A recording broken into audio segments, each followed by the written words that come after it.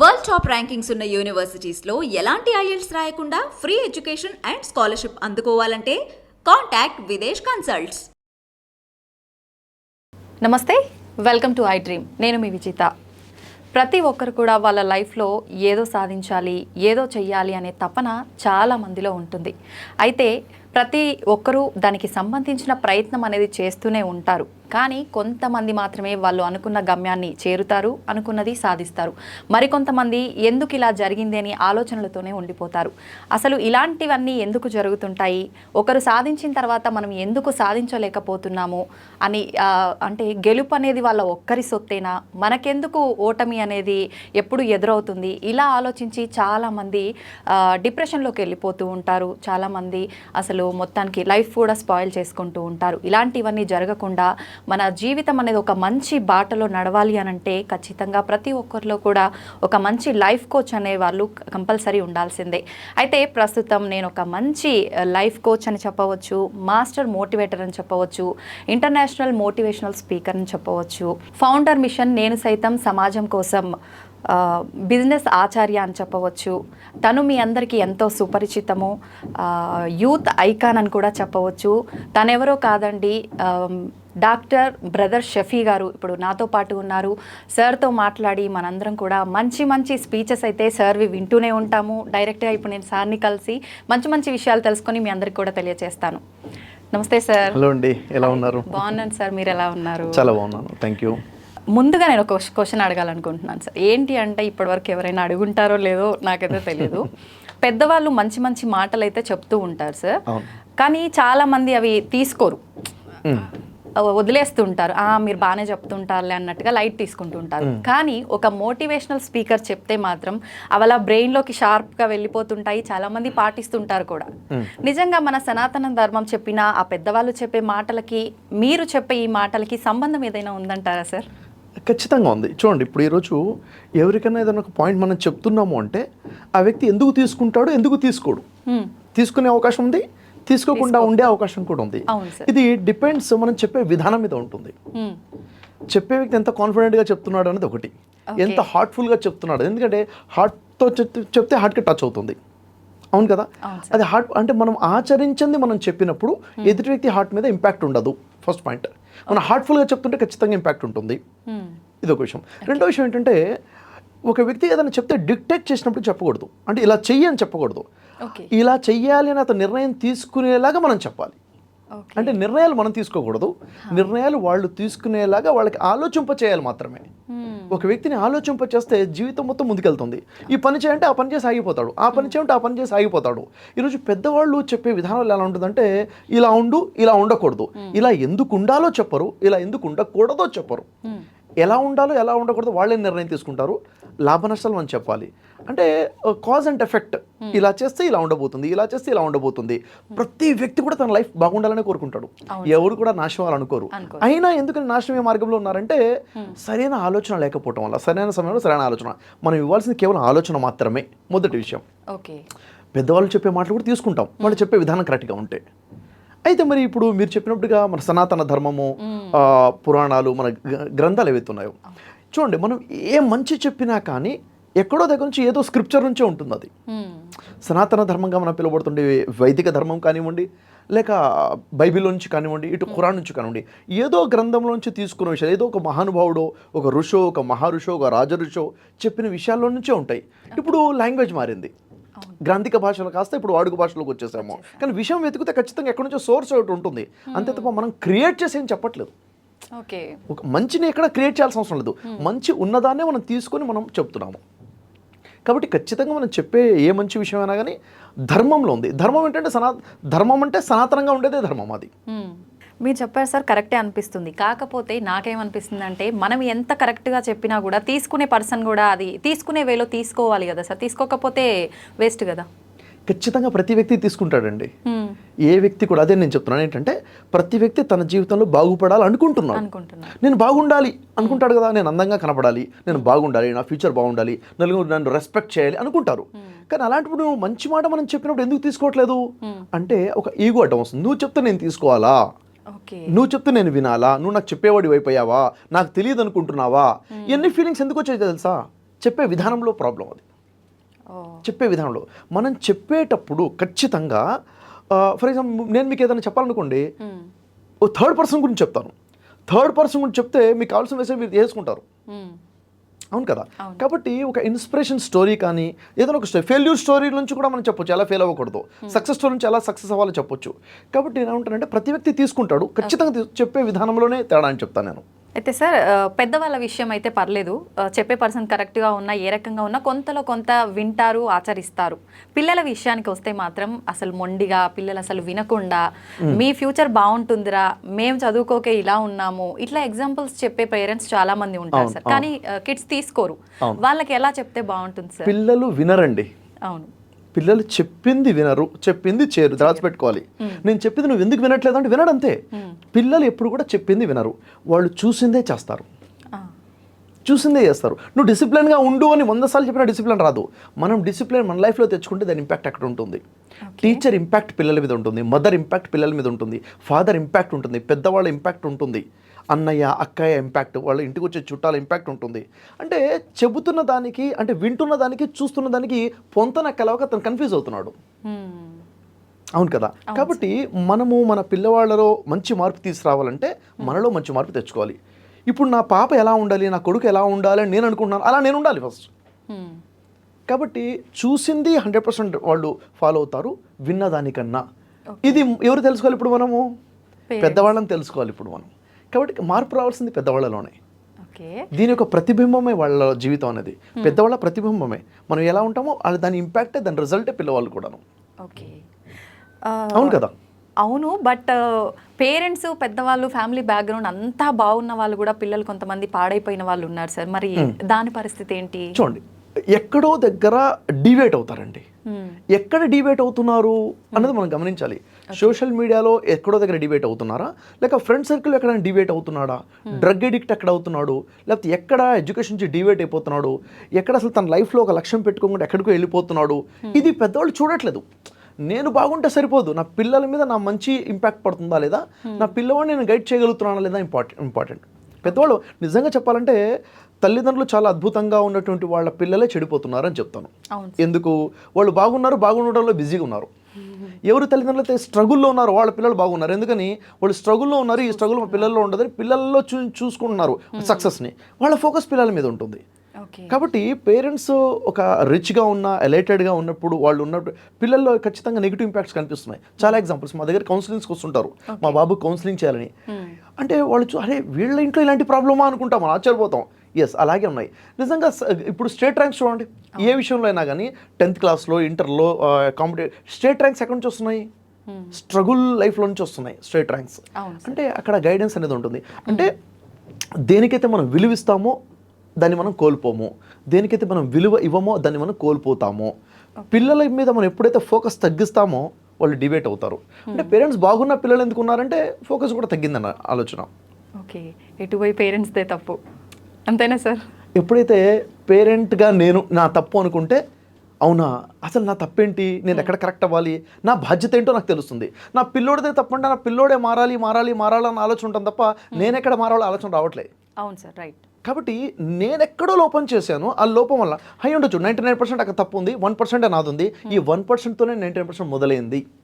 Okay, కాబట్టి ఇక్కడ మనం కరెక్ట్ అవ్వాలి, పేరెంట్స్లోనే కరెక్షన్ రావాలి. ఎక్కడ లోపం ఉంది, మన తప్పు మనం చూడము, చెప్పుకోము కూడా. ఎదుటి వ్యక్తి తప్పే కనిపిస్తుంది మనకు అలవాటు ముందు నుంచి. కాబట్టి మనమే అక్కడ మిస్టేక్ చేసాం కాబట్టి మనం కరెక్ట్ చేసుకుంటే అక్కడ ఖచ్చితంగా కరెక్షన్ అవుతుంది. ఓకే, ఎక్కువగా అంటే పేరెంట్స్ ఇద్దరి విషయానికి వస్తే ఎక్కువ రెస్పాన్సిబిలిటీ పిల్లల విషయంలో ఒక్కరే చూపిస్తూ ఉంటారు.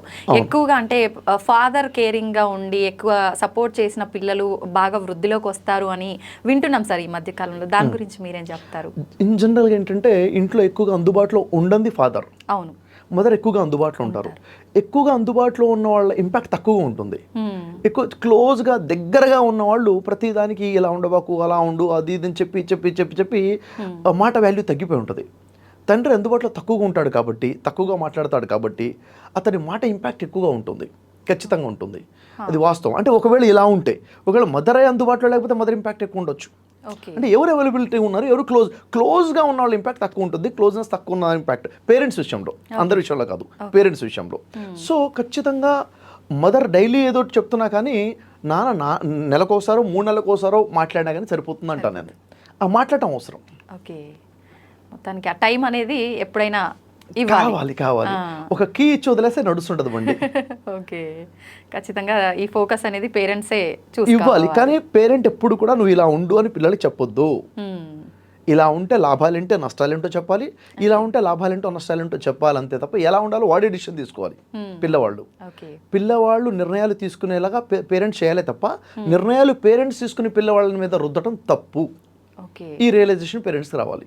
నిర్ణయం అన్నారు కాబట్టి నాదొక క్వశ్చన్ సార్. జనరల్గా చాలామంది పేరెంట్స్ పిల్లలకు నచ్చిన స్టడీస్ చదివించకుండా నువ్వు ఇది చదవాలి అది చదవాలని చాలా వరకు మారిందనే చెప్పాలి. కానీ కొంతమంది ఇళ్లలో మాత్రం పేరెంట్స్కి ఇష్టమైన గ్రూపుల్లో జాయిన్ చేయడము, తర్వాత పిల్లలు చదవలేక ఇబ్బంది పడటం, ఇలాంటివి చాలా చూస్తున్నాం. ఈ విషయంలో నిజంగా అంటే వాళ్ళు వాళ్ళ లైఫ్కి ఏ చదువు అయితే కరెక్ట్ అనేది ఎంచుకునేంత మెచ్యూరిటీ వాళ్ళకు ఉంటుందంటారా సార్? పేరెంట్స్ డెసిషన్ కరెక్ట్ ఉండకపోవచ్చు, పిల్లలకు ఉండకపోవచ్చు. ఈ విషయంలో పేరెంట్స్ ఒక స్థాయి వరకు కరెక్ట్. ఇప్పుడు పిల్లవాడు ఇంజనీరింగ్ చేద్దాం అనుకుంటున్నాడు, పేరెంట్కి ఏంటంటే లేదు డాక్టర్గా చేస్తే బాగుంటుందని ఆలోచన. ఎగ్జాంపుల్ అనుకుంటే ఇతను ఏదో చూస్తుంటాడు, ఇక్కడున్న బ్రైట్నెస్ ఈ ఫ్యూచర్ ఈ కెరీర్లో బాగుండొచ్చు, ఈ కెరీర్ బాగుండకపోవచ్చు అని. అప్పుడు ఏం చేయాలంటే పిల్లవాడిని కూర్చోబెట్టి అనాలిసిస్ చేయగలగాలి.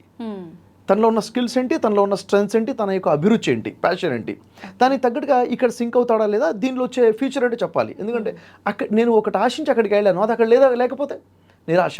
అంటే పిల్లవాడి ఇక్కడ డ్రీమ్స్ ఏంటి, తను ఏం ఆశిస్తున్నాడు, మెడికల్ ఫీల్డ్లోకి వెళ్తే ఏమొస్తుంది, ఇంజనీరింగ్ ఫీల్డ్లోకి వెళ్తే ఏమొస్తుంది తనే చెప్పడం కాకుండా థర్డ్ పర్సన్తో కూడా కౌన్సిలింగ్ చేయించగలగాలి. అప్పుడు మేబీ తనే డిసిషన్ మార్చుకుంటాడేమో, అవునా లేదా? కాబట్టి ఏం చెయ్యాలని చెప్పొద్దు మన అసలు, ఏం చేస్తే ఏంటిలో చెప్పగలగాలి. చెప్తే ఖచ్చితంగా అర్థమయ్యేటట్టు చెప్పాలి. మనం చెప్పాలి, వేరే వాళ్ళతో చెప్పించాలి కూడాను. ఒకే విషయం నేను చాలా బాగా చెప్పినా మీకు అర్థం కాకపోవచ్చు, వేరే వాళ్ళు ఇంతగా నాకు తక్కువ చెప్పినా మీకు అర్థం అవ్వచ్చు. ఎందుకు? మీరు అక్కడ ఓపెన్ ఉన్నారు, వింటానికి సిద్ధంగా ఉన్నారు, యాక్సెప్ట్ చేయడానికి సిద్ధంగా ఉన్నారు. కాబట్టి ఒక మామయ్యతోనో, అంకుల్తోనో, ఒక టీచర్తోనో, కౌన్సిలర్తోనో, మోటివేటర్తోనో, లేక ఎవరో ఒకళ్ళతో కూడా చెప్పించగలాలి ఏం చేస్తే ఎలా ఉంటుందన్న విషయం. ఓకే సార్, కొంతమంది పిల్లలు ఏంటంటే రిజర్వ్డ్గా ఉంటుంటారు, ఇంట్లో వాళ్ళు చెప్తేనే తీసుకొని పిల్లలు కూడా ఉంటుంటారు. అట్లాంటి వాళ్ళు ఇప్పుడు మీరు చెప్పినట్టుగా థర్డ్ పర్సన్ ఇన్వాల్వ్ చేసి చెప్పిస్తే చాలా హట్ అవుతుంటారు, చాలా ఫీల్ అవుతుంటారు. అట్లాంటి పిల్లల విషయంలో ఏం చేయాలి సార్? పిల్లలు అంటే చెప్పేవాళ్ళ తప్పే, మళ్ళీ పిల్లలు హట్ అయ్యేలా చెప్తున్నామా? ఇప్పుడు ఉదాహరణకి నా దగ్గర కౌన్సిలింగ్ కోసం చాలామంది తీసుకొస్తుంటారు. ఒక అబ్బాయినో ఒక అమ్మాయినో పేరెంట్స్ తీసుకొచ్చారు, నాకు కౌన్సిలింగ్ అవసరమా, నాకు చెప్పిస్తారా అన్న వాళ్ళని తీసుకొచ్చి నా ముందు కూర్చోబెడితే ఇంకా స్టబ్బన్గా తయారవుతాడు, ఇంకా మొండిగా తయారవుతాడుగా, ఇంకా రిజిడ్గా అయిపోతుంది, ఇంకా క్లోజ్ అయిపోతాడు కదా. అంత క్లోజ్గా ఉన్న అబ్బాయిని లేక అమ్మాయిని మీరు 10 నిమిషాలు బయట కూర్చోండి పేరెంట్స్ బయటకు పంపించి వితిన్ 2 minutesలో ఆ పాపాన్ని లేక బాబుని ఓపెన్ అయ్యే విధంగా చేయగలుగుతాను నేను. అంటే అసలు నా పరిచయం మొదటి పరిచయమే, అసలు చెప్పొద్దు అనుకుంటున్నారు, నాకు ప్రాబ్లం లేదు, మా పేరెంట్స్దే ప్రాబ్లం తను అనుకుంటున్నాడు, నన్ను అర్థం చేసుకోవట్లేదు పేరెంట్స్, ఉల్టా నాకే కౌన్సిలింగ్ ఇవ్వాలనుకుంటున్నారు అన్న యాంటీగా ఉన్నటువంటి మైండ్ సెట్ని మనం ఓపెన్ చేయగలగాలి. ఓపెన్ చేయాలంటే మనం వాళ్ళ మార్గంలోకి వెళ్ళగలగాలి, అంతే. మనం వాళ్ళ మైండ్ సెట్లోకి వెళ్ళాలి. అంటే నా పెయిన్ వీళ్ళు అర్థం చేసుకోవట్లేదు అన్న ఫీలింగ్లో నీ పెయిన్ నాకు అర్థమైంది నాకు వాయిస్ వినాలి వాళ్ళు. నీ వాయిస్ నా పెయిన్ వీళ్ళు అర్థం చేసుకుంటారు, అక్కడ అసలు పెయిన్ చెప్పడం మొదలవుతారు అనమాట. నమ్మకం కలుగుతుంది. ఎప్పుడు ఎందుకు మౌనంగా ఎందుకుంటారు, మాట్లాడినా లాభం లేదుగా, మాట్లాడిన వీళ్ళు అర్థం చేసుకోరుగా అన్న ఫీలింగ్ డెవలప్ అవుతూ అవుతూ అవుతూ సైలెంట్ అయిపోయారు. సో ఇక్కడ మనం ఒక వ్యక్తిని ఓపెన్ చేయడం చాలా ఇంపార్టెంట్, చాలా ఇంపార్టెంట్. ఇప్పుడు మన దగ్గర నేను కొన్ని వర్క్షాప్స్ డిజైన్ చేశాను. ఎందుకంటే మోటివేషన్ అనేది ఒక మోటివేషన్ మాత్రమే. మోటివేషన్లో మనిషికి మోటివేషన్ వస్తుంది, ట్రాన్స్ఫర్మేషన్ రావచ్చు రాకపోవచ్చు, అంటే మార్పు రావచ్చు రాకపోవచ్చు, మోటివేషనే వస్తుంది.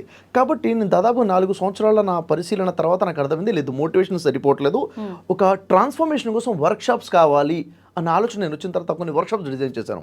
దాంట్లో నేను డిజైన్ చేసిన వర్క్షాప్స్లో ఒకటి చేంజ్ యువర్ ఫ్యూచర్ అనే ఒక వర్క్షాప్ ఉంది. 2 days రెసిడెన్షియల్ ఉంటుందన్నమాట వర్క్షాప్. ఈ చేంజ్ యువర్ ఫ్యూచర్ వర్క్షాప్లో ఎలాంటి వ్యక్తి వచ్చినా కానీ తనను తాను తెలుసుకుంటాడు. ఇక 70 సంవత్సరాల జీవితం ఒకవైపు అయితే 2 రోజుల వర్క్షాప్ ఒకవైపు. ఇప్పటికీ 1000+ వ్యక్తులకి ఈ వర్క్షాప్ అటెండ్ అయి ఉన్నారు. వచ్చిన తర్వాత ఆ తర్వాత వాళ్ళ యొక్క రిజల్ట్స్, లైఫ్లో వచ్చిన 1 year తర్వాత వచ్చే ట్రాన్స్ఫర్మేషన్, సైలెంట్గా ఉండే అబ్బాయి ఇక్కడికి వచ్చిన తర్వాత ఎంత ఓపెన్ అయిపోయారు, క్లాస్లో లీడర్గా మారే స్థాయికి సైలెంట్గా ఉన్న పొజిషన్ వచ్చి 2 రోజుల్లోనే. ఎందుకు? ఎక్కడో క్లోజ్ అయి ఉంటుంది, అది ఓపెన్ చేయగలగాలంతే. దానికి తగ్గట్టుగా ఒకటేనండి, మాట మంత్రం అంటాం కదా, దట్స్ ఇట్. ఒక మనిషిని ఎట్లయినా మార్చొచ్చు మనము. మార్చే విధానం. అందుకే ఒకప్పుడైతే అమ్మమ్మకి నాయనమ్మకి వాళ్ళకి తెలుసు ఎలా మాట్లాడాలి, వాళ్ళు 3 స్టడీ చేసేవాళ్ళు, వాళ్ళు రియల్ సైకాలజిస్టులు. ఈరోజు అది కరువైపోయింది. అవును సార్. కాబట్టి ఈరోజు ఒక ప్రొఫెషనల్ సైకాలజిస్ట్ హార్ట్ఫుల్గా వర్క్ చేసే వ్యక్తి అయి ఉండాలి. దాన్ని ప్రొఫెషన్గా చూడకూడదు. ప్యాషనేటెడ్గా ఉన్న వ్యక్తి అయితే ఖచ్చితంగా హార్ట్ టచ్ చేసి తను ఓపెన్ చేయగలుగుతాడు అని నేను నమ్ముతాను విషయాన్ని. నిజం సార్ మీరు చెప్పింది. అయితే సార్ మీరు అన్నారు ఇందాక అమ్మమ్మలు నానమ్మలు తాతయ్యలు వీళ్ళు స్టడీ చేసేవాళ్ళు అని. నిజంగా ఇప్పుడు ఉమ్మడి కుటుంబాలు కరువైపోయి అమ్మమ్మలు నానమ్మలు తాతయ్యలు దగ్గర ఉండకపోవడం వల్ల ఇలాంటి ఇష్యూస్ ఎక్కువ అవుతున్నాయి అంటారా? ఖచ్చితంగా. ఎందుకంటే కేర్ అనేది ఒకటి కావాలి. ఇంట్లో బాబుంటే అమ్మమ్మ చూపు ఉండాలి, నాయనమ్మ చూపు ఉండాలి, అమ్మ నాన్న అన్న. ఈరోజు ఏమైంది, మేమిద్దరం మాకిద్దరు ఒకరు చాలన్న కాన్సెప్ట్లోకి వచ్చేసాం. ఇంకా నిజంగా చెప్పాలంటే ఇది ఎంత నెగిటివ్ ఇంపాక్ట్లోకి వచ్చిందంటే ఇప్పుడు చూడండి, నేను very incident, last week incident, పెద్ద ల్యాండ్ లార్డ్స్ ఒకే బాబు. ఇప్పుడు తను డిగ్రీ ఫస్ట్ ఇయర్లో చదువుతున్నాడు, ఏదో స్ట్రగుల్ వల్ల సూసైడ్ చేసుకున్నాడు. ఎన్నో ఆస్తులు ఎన్నో ల్యాండ్ లార్డ్స్ ఉన్నాయి, ఒకే బాబు. ఇంకేంటి లైఫ్, ఇంక మేము ఎందుకు బతకాలో అర్థం కాని పరిస్థితుల్లో తల్లిదండ్రులు ఉన్నారు. అంటే నేనేమంటానంటే ఒక కుటుంబంలో పిల్లలు ఎప్పుడైతే ఉంటారో ఖచ్చితంగా ఒకళ్ళకి ఒకళ్ళు తోడుగా ఉంటారు. ఖచ్చితంగా ఆ తోడు పోయింది. ఇప్పుడు సేమ్ ఏజ్ కావాలి కదా, 1-2 ఇయర్స్ అటు ఇటు అయినా కానీ ఆ ఏజ్తో ఎవరితో అమ్మతో ఆడుకుంటారా, నాన్నతో ఆడుకుంటారా? పిల్లలతో ఆడుకుంటారు. అది ఇంట్లో లేకుండా పోతుంది. యాక్చువల్గా ఇంటి వాతావరణం మనం డిస్టర్బ్ చేసేసాము కొన్ని ఆలోచనల వల్ల. ఒకవైపు ఆలోచించి కొన్ని నిర్ణయాలు తీసుకున్నాం. చైనా ఉంది, చైనా పాపులేషన్ నెంబర్ 1గా ఉండేది, ఇప్పుడు ఇండియా దాటేసాం మనం. చైనా ఈరోజు ఎంత బాధపడుతుందంటే ఎందుకు మేము పాపులేషన్ తగ్గించేసాము. పాపులేషన్ వాళ్ళ కోసం పెద్ద స్ట్రెంగ్త్. ఇప్పుడు అది తెలుసుకునే లోపల పాపులేషన్ లేకుండా పోయింది. ఇప్పుడు మీరు పిల్లల కంటే మీ ఆఫర్స్ ఇస్తామని చెప్పి ఇస్తున్నారు అక్కడ. పిల్లల కంటే వాళ్ళు ఇంకా మోటివేట్ చేస్తున్నారు, పిల్లలు కావాలని చెప్పేసి. పిల్లలు వద్దన్న మైండ్ సెట్లో వాళ్ళు వచ్చేస్తారు. ఇప్పుడు వాళ్ళు మారడం చాలా కష్టం. అదొక పెద్ద స్ట్రెంగ్త్. అది దాన్ని అర్థం చేసుకోలేకపోయాము.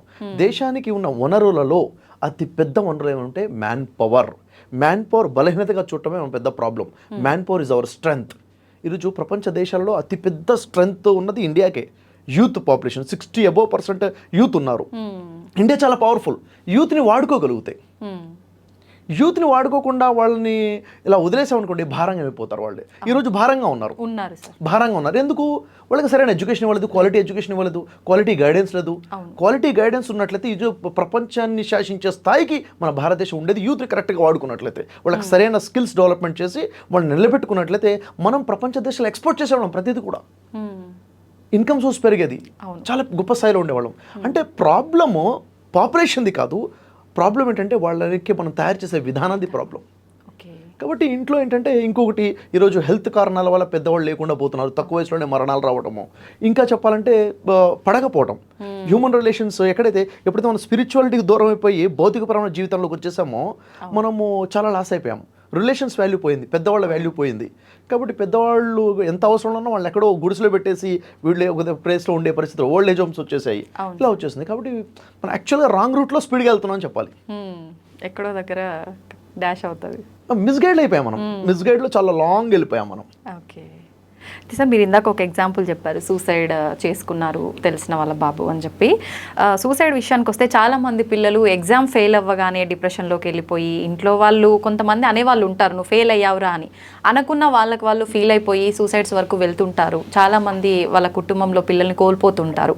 నిజంగా అది కరెక్టు రూట్ కాదు అని తెలిసి కూడా ఆ టైం వరకు ఆలోచించి కూడా ఆ మినిట్ ఇంకా తప్పదు ఇదే నాకు గతి అన్నట్టుగా చేసేస్తుంటారు. అక్కడి వరకు వెళ్ళిన పిల్లల్ని కూడా మోటివేట్ చేసి మనం 100% అండి, చివరి క్షణంలో కూడా మనం వ్యక్తిని ఆలోచన మార్చొచ్చు. ఈరోజు సూసైడ్స్ ఎందుకు చేసుకుంటున్నారంటే చుట్టుపక్కల వాతావరణమే కారణము. ఇప్పుడు పిల్లల సూసైడ్స్ కారణం పేరెంట్స్ భాగం ఎక్కువగా ఉంటుంది. ఎలా అంటే, నువ్వు ఫెయిల్ అయితే పోతే నేను ముఖాన్ని చూంచుకోలేను, అహో నేను ఫెయిల్ అయితే మా డాడీ ముఖం చూంచుకోలేడా, అంటే నేను ఫెయిల్ అయ్యాను కాబట్టి ఇప్పుడు ఇలాంటి పరిస్థితి వచ్చింది, అసలు నేను ముఖం ఎలా చూంచుకోవాలి మా డాడీకి అని. అంటే పేరెంట్స్ చెప్పకుండానే, నోటి మాటలతో చెప్పకుండానే చాలా ఫీలింగ్స్ చెప్పేస్తుంటారు. నువ్వు పాస్ అవ్వాల్సిందే, ఫెయిల్ అవ్వకూడదు. ఎందుకు అవ్వకూడదు ఫెయిల్? జీవితంలో ఒక భాగం అనే విషయం ఎంతమంది చెప్తున్నారు? ఫెయిల్ అవ్వడం తప్పు కాదు. అసలు ఫెయిల్ అవ్వకుండా ఒక్క వ్యక్తిని చూపించండి. ప్రపంచంలో ఒక్క వ్యక్తి కూడా ఫెయిల్యూర్ లేకుండా లేడు. అసలు సక్సెస్ అయినవాడు ఫెయిల్యూర్ లేకుండా సక్సెస్ అవ్వడు. ఫెయిల్యూర్ని పాజిటివ్గా చూసిన వాడే సక్సెస్ అవుతాడు. ఫెయిల్ అవ్వడం పెద్ద పాపంగా, ఘోరంగా, నేరంగా ఎప్పుడైతే చూస్తామో, అమ్మో నేను ఫెయిల్ అయిపోయాను, పెద్ద తప్పు అయిపోయింది, ఇంకా నేను ఉండడం వేస్ట్ అని చెప్పి ఆలోచన మనమే క్రియేట్ చేస్తున్నాం ఇక్కడ. సో యాక్చువల్గా ఇంటి దగ్గర నుంచి కూడా స్కూల్ దగ్గర నుంచి కూడా ఈ ఎడ్యుకేషన్ మనం ఇవ్వగలగాలి, పర్ఫెక్ట్గా నాలెడ్జ్ ఇవ్వగలగాలి. ఫెయిల్యూర్ అనేది ఇట్స్ వెరీ కామన్. ఫెయిల్ అయ్యాము, ఇప్పుడు మనం చెప్పి నేర్పలేము. ఫెయిల్యూర్ వచ్చింది ఎందుకో తెలుసా? నేర్పడానికి వచ్చింది. ఫెయిల్యూర్ వచ్చిందంటే మనకు ఒక గురువుగా, ఒక టీచర్గా, ఒక ఫ్రెండ్గా వచ్చింది. గెలుపు ఇవ్వని పాఠాలు ఓటమి ఇస్తుంది. అవును కదా? ఆ ఓటమి నుంచి నేర్చుకున్న వాడు ఇంకెక్కడ ఆగడు. ఓటమి రావాలి, లైఫ్లో ఓటమి రావాలి, వచ్చిన వాడే సక్సెస్ అవుతాడు. సో యాక్చువల్గా ఇప్పుడు ఈరోజు ఒక స్పీకర్గా ఉన్నాను, నేను ఒక మోటివేషన్ స్పీకర్ ఉన్నాను. కొన్ని వేల మంది ఉన్నా కానీ మ్యాక్సిమం నేను ప్రయత్నం ఏం చేస్తానంటే అక్కడ ఉన్నటువంటి 25,000 మందిలో కూడా ప్రతి వ్యక్తిని టచ్ చేసే ప్రయత్నం చేస్తుంటాను నేను. 90%, 99%, 100% ఒక్కోసారి నేను సక్సెస్ అవుతుంటాను ఆ విషయంలో. ఎక్కడి నుంచి జర్నీ స్టార్ట్ అయింది అంటే నేను ఫస్ట్ టైం మైక్ పట్టుకున్నప్పుడు ఫెయిల్ అయ్యాను నేను. స్పీచ్ ఒక 40 minutes 30 minutes స్పీచ్ ఇవ్వాలని ప్రిపేర్ అయినట్టు నేను వితిన్ 1 minute అంటే 60 secondsలోనే మైక్ వదిలేసి వచ్చేసాను. అక్కడ స్టార్ట్ అయిన నా జర్నీ ఈరోజు ఇక్కడికి వచ్చాను. అంటే మైక్ పట్టుకొని ఫెయిల్ అయినవాడు మైక్లోనే సక్సెస్ అవుతాడు. ఎక్కడ ఫెయిల్ అవుతే అక్కడే సక్సెస్ అవుతాడు.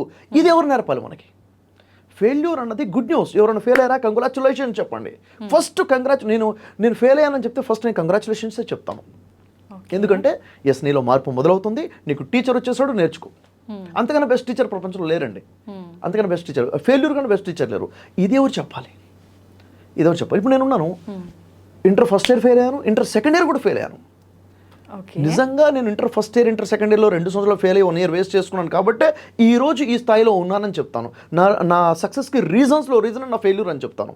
అదే కనుక పాస్ ఉన్నట్లయితే నువ్వు వేరేలా ఉండేది, నేను వేరేలా ఉండేవాడినేమో. అంటే మనిషి కొన్ని తప్పులు చేస్తాడు, తప్పుల వల్ల కొన్ని ఫెయిల్ అవుతాడు, అక్కడ తప్పులు తెలుసుకుంటాడు. సో ఈ ఎడ్యుకేషన్ అనేది చాలా అవసరము. ఈ ఎడ్యుకేషన్ అంటే సూసైడ్ థాటే రాదు. సూసైడ్ థాట్ వచ్చిన చివరి క్షణంలో కూడా మనము అతని ఆలోచన మార్చొచ్చు. ఓకే, అసలు ముందుగానే రాకుండా చెయ్యాలి అంటే ఏ రకంగా మోటివేట్ చేయొచ్చు సార్?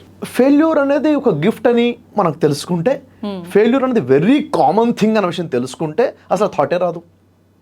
ఇంకో విషయం, ఫెయిల్యూర్ వచ్చింది అనుకోండి, నేను ఓడిపోయాను, ఎగ్జామ్ రాశాను, నేను ఓడిపోయాను, నేను ఫెయిల్ అయ్యాను, ఆట ఆడాను, నేను ఓడిపోయాను, వ్యాపారం మొదలుపెట్టాను, నేను ఓడిపోయాను.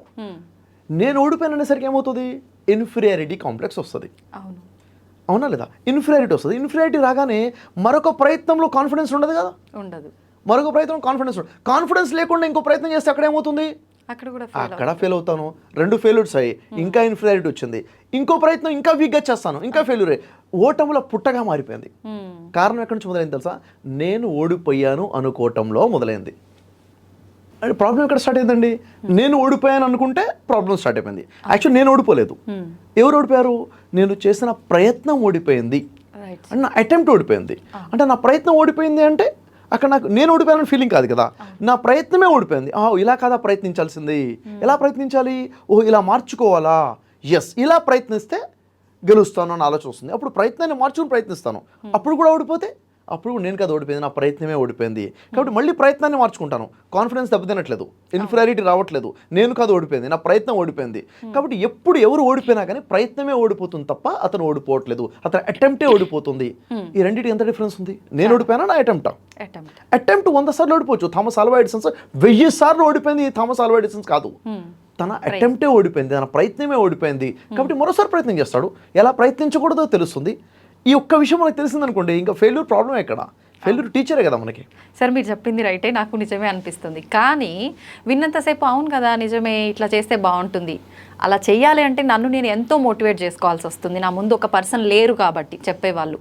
చేయాలి అంటే ఏం చేయాలి సార్? ఏ రకంగా నన్ను నేను మోటివేట్ చేసుకోవాలి? నేను కాదు, నా ప్రయత్నమే ఓడిపోయింది అనుకోవాలంటే? చూడండి, ఇక్కడ ఒక విషయము, ప్రతి వ్యక్తికి తన లైఫ్ చాలా పెద్ద టీచర్ కదా. నేను ఏమనుకుంటానంటే ప్రతి వ్యక్తి కూడా తనకంటూ ఒక పర్సనల్ డైరీ మెయింటైన్ చేసుకోవాలి. డైరీ అంటే డైలీ రొటీన్ రాసేది కాదు. డైరీ అంటే తన లైఫ్ లెసన్స్, తన లైఫ్కి చాలా స్ట్రాంగ్గా మెసేజ్ వస్తుంది ఎప్పుడో సమయంలో. ఫెయిల్యూర్లోనో, సక్సెస్లోనో, ఫ్రెండ్ ఫెయిల్యూర్లోనో, ఏదో ఒక ఇన్సిడెంట్లో ఒకటి వస్తుంది. వచ్చినప్పుడు అప్పుడు ఏం చేయాలి? మనము మన లెసన్ నోట్స్ రాసుకోగలగాలి. ఈ నోట్స్ ఎప్పుడు యూజ్ అవుతుంది? ఎప్పుడు లీజర్ టైంలో మనం ఆల్బమ్ తిరిగేస్తాం కదా, ఫొటోస్, పాత ఆల్బమ్. అలా వీటిని ఎప్పుడైతే మనం తిరిగేస్తామో ఆ లెసన్స్ మనకి రివిజన్ అవుతుంది. ఒకటి చూడగానే గుర్తుండదండి, రివ్యూ వల్ల వస్తుంది. ఈరోజు నాకు అసలు నా లైఫ్లో అతి పెద్ద మోటివేషన్ ఏంటంటే నేను మోటివేషన్ స్పీకర్గా ఉండడం నాకు మోటివేషన్. ఎందుకంటే నేను ఎప్పుడు చెప్పేది ఎదుటి వ్యక్తి ఏం లాభం జరుగుతుందో నాకు తెలియదు, కానీ నాకు చాలా లాభం జరుగుతుంది. ఓకే. ఇది అంటే నా మీ కోసమే లైఫ్ కదా. లో మార్పు జరుగుతుంది. అంతే కదా. ఇప్పుడు నా లైఫ్లో ఎప్పుడైతే ఫెయిల్యూర్ వచ్చిందో అప్పుడు నా మాటలే నన్ను నిలబెడుతుంటాయి. నా మాటలు వేరే వాడు నిలబెడతాయా లేదా సెకండరీ, నన్నైతే నిలబెడుతున్నాయి కదా. ఎందుకని మాటికి చెప్పి నాకు రివైజ్ అవుతుంది కదా ఇది. సో నేనేమంటానంటే మీ లైఫ్ నుంచి ఇచ్చిన పాయింట్స్ మీరు రాసుకోండి.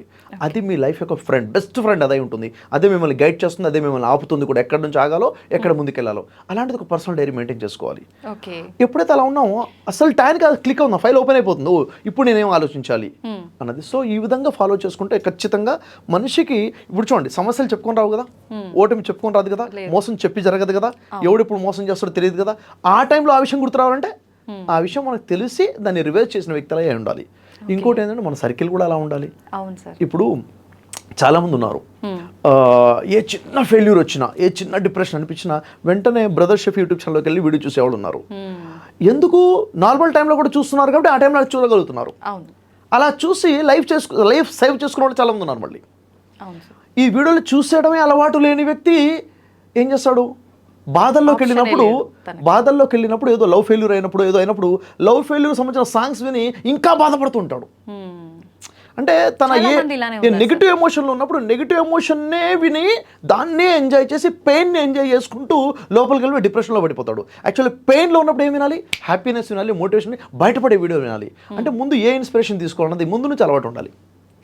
కాబట్టి ఇలాంటి ఒక ఎన్విరాన్మెంట్ క్రియేట్ చేసుకుంటే ఖచ్చితంగా లైఫ్ అండి. అది లైఫ్ అంటేనే అన్నీ ఉంటాయి, ఉగాది పచ్చడిలాగా అన్ని రుచులు ఉంటాయి కదా. కాబట్టి ఒకటే ఉండాలి, తీపి మాత్రమే ఉండాలి అనుకోవడం తప్పు. మళ్ళీ అంటే సమస్య వచ్చినప్పుడే ఆలోచించడము అలా కాకుండా ముందు నుంచే మనము ఏదొచ్చినా తట్టుకునేటట్టుగా మోటివేట్ చేసుకోవాలి. ఎస్, అలా ఆలోచన అయి ఉండాలి మన, అంతే. న్యాచురల్ థాటే అలా ఉండాలి. మన డైలీ రొటీన్ ఏ విధంగా ఉండాలి సార్? ఈ రకంగా మీరు చెప్పినట్టు మనది లైఫ్ ఉగాది పచ్చడే, అన్నీ ఉంటాయి. ఓకే, ఏదొచ్చినా అంటే బెదరకుండా అదరకుండా ఉండాలని పెద్దవాళ్ళు చెప్తుంటారు కదా సార్. అలా ఉండాలంటే డైలీ రొటీన్ ఏ విధంగా ఉండాలి సార్? సింపుల్గా అండి, ఒక ఫండమెంటల్ రూల్ చెప్తాను నేను ఇక్కడ. మనిషికి ఇన్ని క్వశ్చన్స్ ఎందుకు వస్తున్నాయంటే ఆన్సర్ వదిలిపెట్టాడు కాబట్టి. క్వశ్చన్స్ ఎందుకు వస్తున్నాయంటే ఆన్సర్ వదిలేశాడు. ఆన్సర్ తెలిసి వదిలేసారా సార్? ఆన్సర్ని ఎప్పుడో వదిలేసాం మనం. ఏంటి ఆన్సర్ అంటే, మన భగవద్గీతను చదివితే భగవద్గీత స్పష్టంగా చెప్పబడింది ఏంటిది? తస్మా శాస్త్రం ప్రమాణంతే కార్యకార్య వ్యవస్థితో జ్ఞాత్వా శాస్త్ర విధానోక్తం కర్మ కర్తుమిహర్హసి. తస్మా శాస్త్రం, ఈ శాస్త్రం ఏదో ప్రమాణంతే, ప్రమాణమే ఉంది. కార్యకార్య వ్యవస్థితో, నువ్వు ఏ పని చేయాలన్నా ఏ పని చేయకూడదన్నా నీకు ప్రమాణం ఏంటి? శాస్త్రమై ఉంది. కాబట్టి జ్ఞాత్వా శాస్త్ర విధానోక్తం, ఈ శాస్త్రంలో ఉన్న జ్ఞానాన్ని సంపాదించి దానికి తగ్గట్టుగా నువ్వు కర్మ చేయి, నువ్వు పని చేయనుంది. అంటే ఒక మనిషి ఏం చేయాలి, ఏం చేయకూడదు, ఎలా ఉండాలి, ఎలా ఉండకూడదో శాస్త్రంలో చెప్పబడి ఉంది కదా, ఒక గైడెన్స్. ఎప్పుడైతే శాస్త్రాన్ని మనం వదిలేసామో క్వశ్చన్సే మిగులుతాయి జీవితంలో. అవునా? కాబట్టి యశాస్త్ర విధిమూర్తృజ వర్తతే కామకారత నస్స సిద్ధి మహాప్రమతి నసుఖం న పరాంగతి ఉన్నారు. అంటే యశాస్త్ర విధిమూర్తృజ, ఎవరైతే శాస్త్రాన్ని వదిలిపెట్టేసి వర్తతే కామకారత, అంటే తన పనులను ఎలా చేస్తున్నాడంటే తన ఇష్టం వచ్చినట్టుగా చేసుకుంటూ వెళ్ళిపోతున్నాడు. అలాంటి వాళ్ళకి ఏముంటుందంటే నా సుఖం నా పరాంగతి, వాళ్ళు మనశ్శాంతి ఉండదు, సుఖం ఉండదు, సక్సెస్ ఉండదు, ఫెయిల్యూర్సే ఉంటాయి. కాబట్టి అసలు ఎప్పుడు ఎలా ఆలోచించాలి, ఎప్పుడు ఎలాంటి డిసిషన్ తీసుకోవాలి, ఎలా లైఫ్ స్టైల్ ఎలా ఉండాలి, ఇవన్నీ కూడాను మన శాస్త్రం గైడ్గా ఉంది. మనం ఏం చేస్తామంటే శాస్త్రం అంటే అవుట్డేటెడ్ అనుకొని మనం మోడర్న్ అయిపోయామని చెప్పేసి పరిగెత్తుకుని పడి మోకాలు చెప్పులు పగలగొట్టుకుంటున్నాం జీవితంలో. ఇలా కాకుండా శాస్త్రాన్ని వదిలిపెట్టొద్దు. ఇక్కడ ఏమైపోయాయంటే నేనేమంటాను, ఒక హిందూ అంటే హిందూ అనకూడదు, ఇతను వైదికుడు. ఒక వైదికుడు తనకు నచ్చిన జీవితం గడపడం కాకుండా వైదాలు చెప్తున్న వైదిక జీవితాన్ని గడపాలి. అది యాక్చువల్గా అదేంటి సార్ ఇంత మోడర్న్ జీవితం వదిలిపెట్టాలంటే మోడర్నిజం అక్కడ ఉంది. అక్కడ చూడండి, ఫస్ట్ ఇప్పుడు బేసిక్ మోరల్ వాల్యూస్ లేకుండా, బేసిక్ హ్యుమానిటీ లేకుండా, జీవితానికి డిసిప్లిన్ లేకుండా ఈ మోడర్నిజం ఎంతవరకు యూజ్ అవుతుంది? ఈ బేసిక్ ఫండమెంటల్స్ ఎక్కడ ఉన్నాయి మనకి? ఒక క్రైస్తవుడు ఉన్నాడు, నువ్వు క్రైస్తవుడికి ఎంత మోడర్న్గా ఉన్నావని కాదు, నువ్వు బేసిక్ మోరల్స్ బైబిల్ని వదిలిపెట్టేసావు కదా. అవునా? బిబ్లికల్ క్రైస్తవుడు కావాలి ఇక్కడ, వైదిక్ హిందూ కావాలి ఇక్కడ.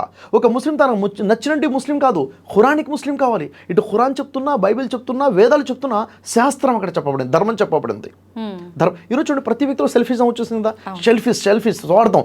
అసలు ఎవడు ఏమైపోయినా పర్లేదు, నేను బాగుండాలి అన్నది. కానీ ఏ గ్రంథం చెప్తుంది అలా?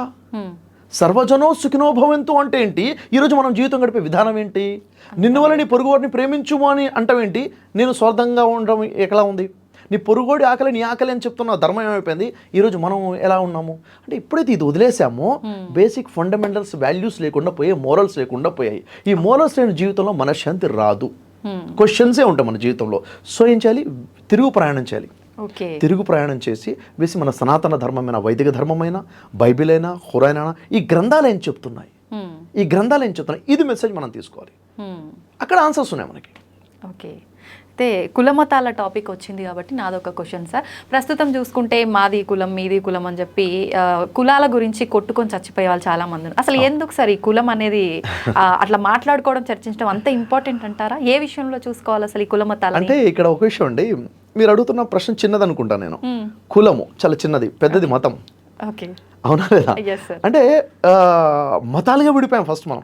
సింపుల్గా చెప్పాలంటే మన భారతదేశం అనుకుంటే ఇప్పుడు నేను ఎవరండి, నేను భారతీయుడి ఫస్ట్. అవును, ఐఎమ్ ఇండియన్. ఎప్పుడో మర్చిపోయాను నేను. అవును సార్, మర్చిపోయి నేను ముస్లిం అన్న విషయం గుర్తుంది నాకు, నేను హిందూ అన్న విషయం గుర్తుంది, నేను క్రైస్తవుని విషయం గుర్తుంది తప్ప నేను ఇండియన్ అన్న విషయం ఎప్పుడో మర్చిపోయాను. అవునా లేదా? అంటే అది సెకండ్, థర్డ్, ఫోర్త్ ప్లేస్లో వచ్చేసింది. We are Indians. లేదు మీరు హిందూ, నేను ముస్లిం. చూసారా డిఫరెన్స్? తేడాలు వచ్చేసాయి. వ్యక్తులు 3 రకాలు ఉంటారండి. హిందువులైన 3 రకాలు, క్రైస్తవులైన 3 రకాలు, ముస్లిమ్స్ అయినా 3 రకాలు. ఎవరా 3 రకాలు అంటే, ఒకళ్ళు మత ఛాందస్వాదులు అంటాం, మత పిచ్చి ఉన్నవాళ్ళు. కరెక్ట్ చెప్పారు. హిందువుల్లో ఉన్నారు, క్రైస్తవులు ఉన్నారు, ముస్లిమ్స్లో ఉన్నారు. వీళ్ళ వల్ల సమాజానికి చాలా నష్టం. మత పిచ్చి. వాళ్ళ ఆలోచన ఎలా ఉంటుందంటే, నా మతమే కరెక్ట్, అన్ని మతాలు తప్పు, నేనే గొప్ప, అందరూ తక్కువే, అసలు నేనే మనిషిని మీరు అందరూ కాదన్న స్థాయిలో ఆ మత పిచ్చి ఎక్కడ మేనేజ్ మొత్తం పిచ్చి అనమాట. మత ఛాందస్వాదుల వల్ల సమాజానికి పెద్ద నష్టం. ఈ రెండో రకం ఎవరంటే, అంటే ఒకటేమో కమ్యూనల్ అంటాం. కమ్యూనల్ అంటే మత పిచ్చి, కమ్యూనల్గా ఉంటారు. రెండోది common Hindu, common Christian, common Muslim. వీళ్ళకి పెద్ద మతం అన్న ఫీలింగ్ ఏముండదు, రొటీన్ లైఫ్ నడుస్తూ ఉంటుంది. ఏదో పండుగలు వచ్చేస్తే అప్పుడు అంత చేసుకుంటారు తప్ప రిలీజియస్ ఇంపాక్ట్ లైఫ్లో ఎక్కువ ఉండదు. కామన్. ఫస్ట్ కమ్యూనల్ అయిపోయారు, రెండోది కామన్ అయిపోయారు. మూడోది scriptural Hindu, spiritual Christian, spiritual ఉన్నటువంటి ముస్లిం అనమాట. అంటే గ్రంథపరంగా ఉన్నటువంటి, అంటే వైదిక హిందూ, బైబిల్ క్రిస్టియన్, ఖురానిక్ ముస్లిం. ఓకే, వీళ్ళు సమాజంలో వెతికినా కనబడటం తక్కువ అండి. సమాజానికి కావాల్సింది వీళ్ళు. ఎందుకంటే వైదిక హిందూ వేదాలను అనుసరిస్తూ ఉంటాడు, సనాతన ధర్మాన్ని బోధిస్తాడు. అతనే 1,00,000 మందికి రోల్ మోడల్గా ఉంటాడు. అతనే ఒక ఇన్స్పిరేషన్. అతని జీవితం ఎలా ఉంటుంది, సర్వజనో సుఖినో భవంతులా ఉంటుంది. అట్లాంటి వాళ్ళు కనిపించినా వీడు చాదస్తము నమ్మకాలను తీసేస్తుంటారు సార్. ఆ చాదస్తము గ్రంథాన్ని అర్థం చేసుకున్న వాళ్ళు, మళ్ళీ గ్రంథాన్ని అర్థం చేసుకున్న వాళ్ళ జీవితమే చాదస్తంగా ఉంటుంది. గ్రంథం చెప్తున్న సందేశం వేరండి. ఇప్పుడు నేను మిమ్మల్ని అడుగుతున్నాను, చతుర్వేదాలను చదివి జీవితం గడుపుతున్న వాళ్ళు ఎంతమంది ఉన్నారు, మీరు ఎప్పుడైనా చూసారా అంటే సమాధానం ఏముంది మన దగ్గర? లేదు కదా. ఇప్పుడు క్రైస్తవులు చాలా మంది ఉన్నారు, బైబిల్ పట్టుకొని తిరిగేస్తున్నారు. కానీ వాళ్ళు బైబిల్ చదువుతున్నారా? నేను చెప్తాను చదవట్లేదని. మరి వాళ్ళు ఫాలో అవుతున్నారు కదా సార్? ఫాలో అవుతున్నారు. ఎవరిని ఫాలో అవుతున్నారంటే వారి యొక్క పాస్టర్లను ఫాలో అవుతున్నారు. మనమేమో పండితుల్ని ఫాలో అవుతున్నాము. ఇక్కడ ముస్లిమ్స్ ఏమో ఇక్కడ ఆలింలని, మస్జిద్లో ఉన్న పండితులు ఫాలో అవుతున్నారు. అంటే ఇక్కడ గమనించాలి, 3 రకాల వ్యక్తులు: కమ్యూనల్, కామన్ అంటే గ్రంథపరంగా ఉన్నటువంటి వాళ్ళు.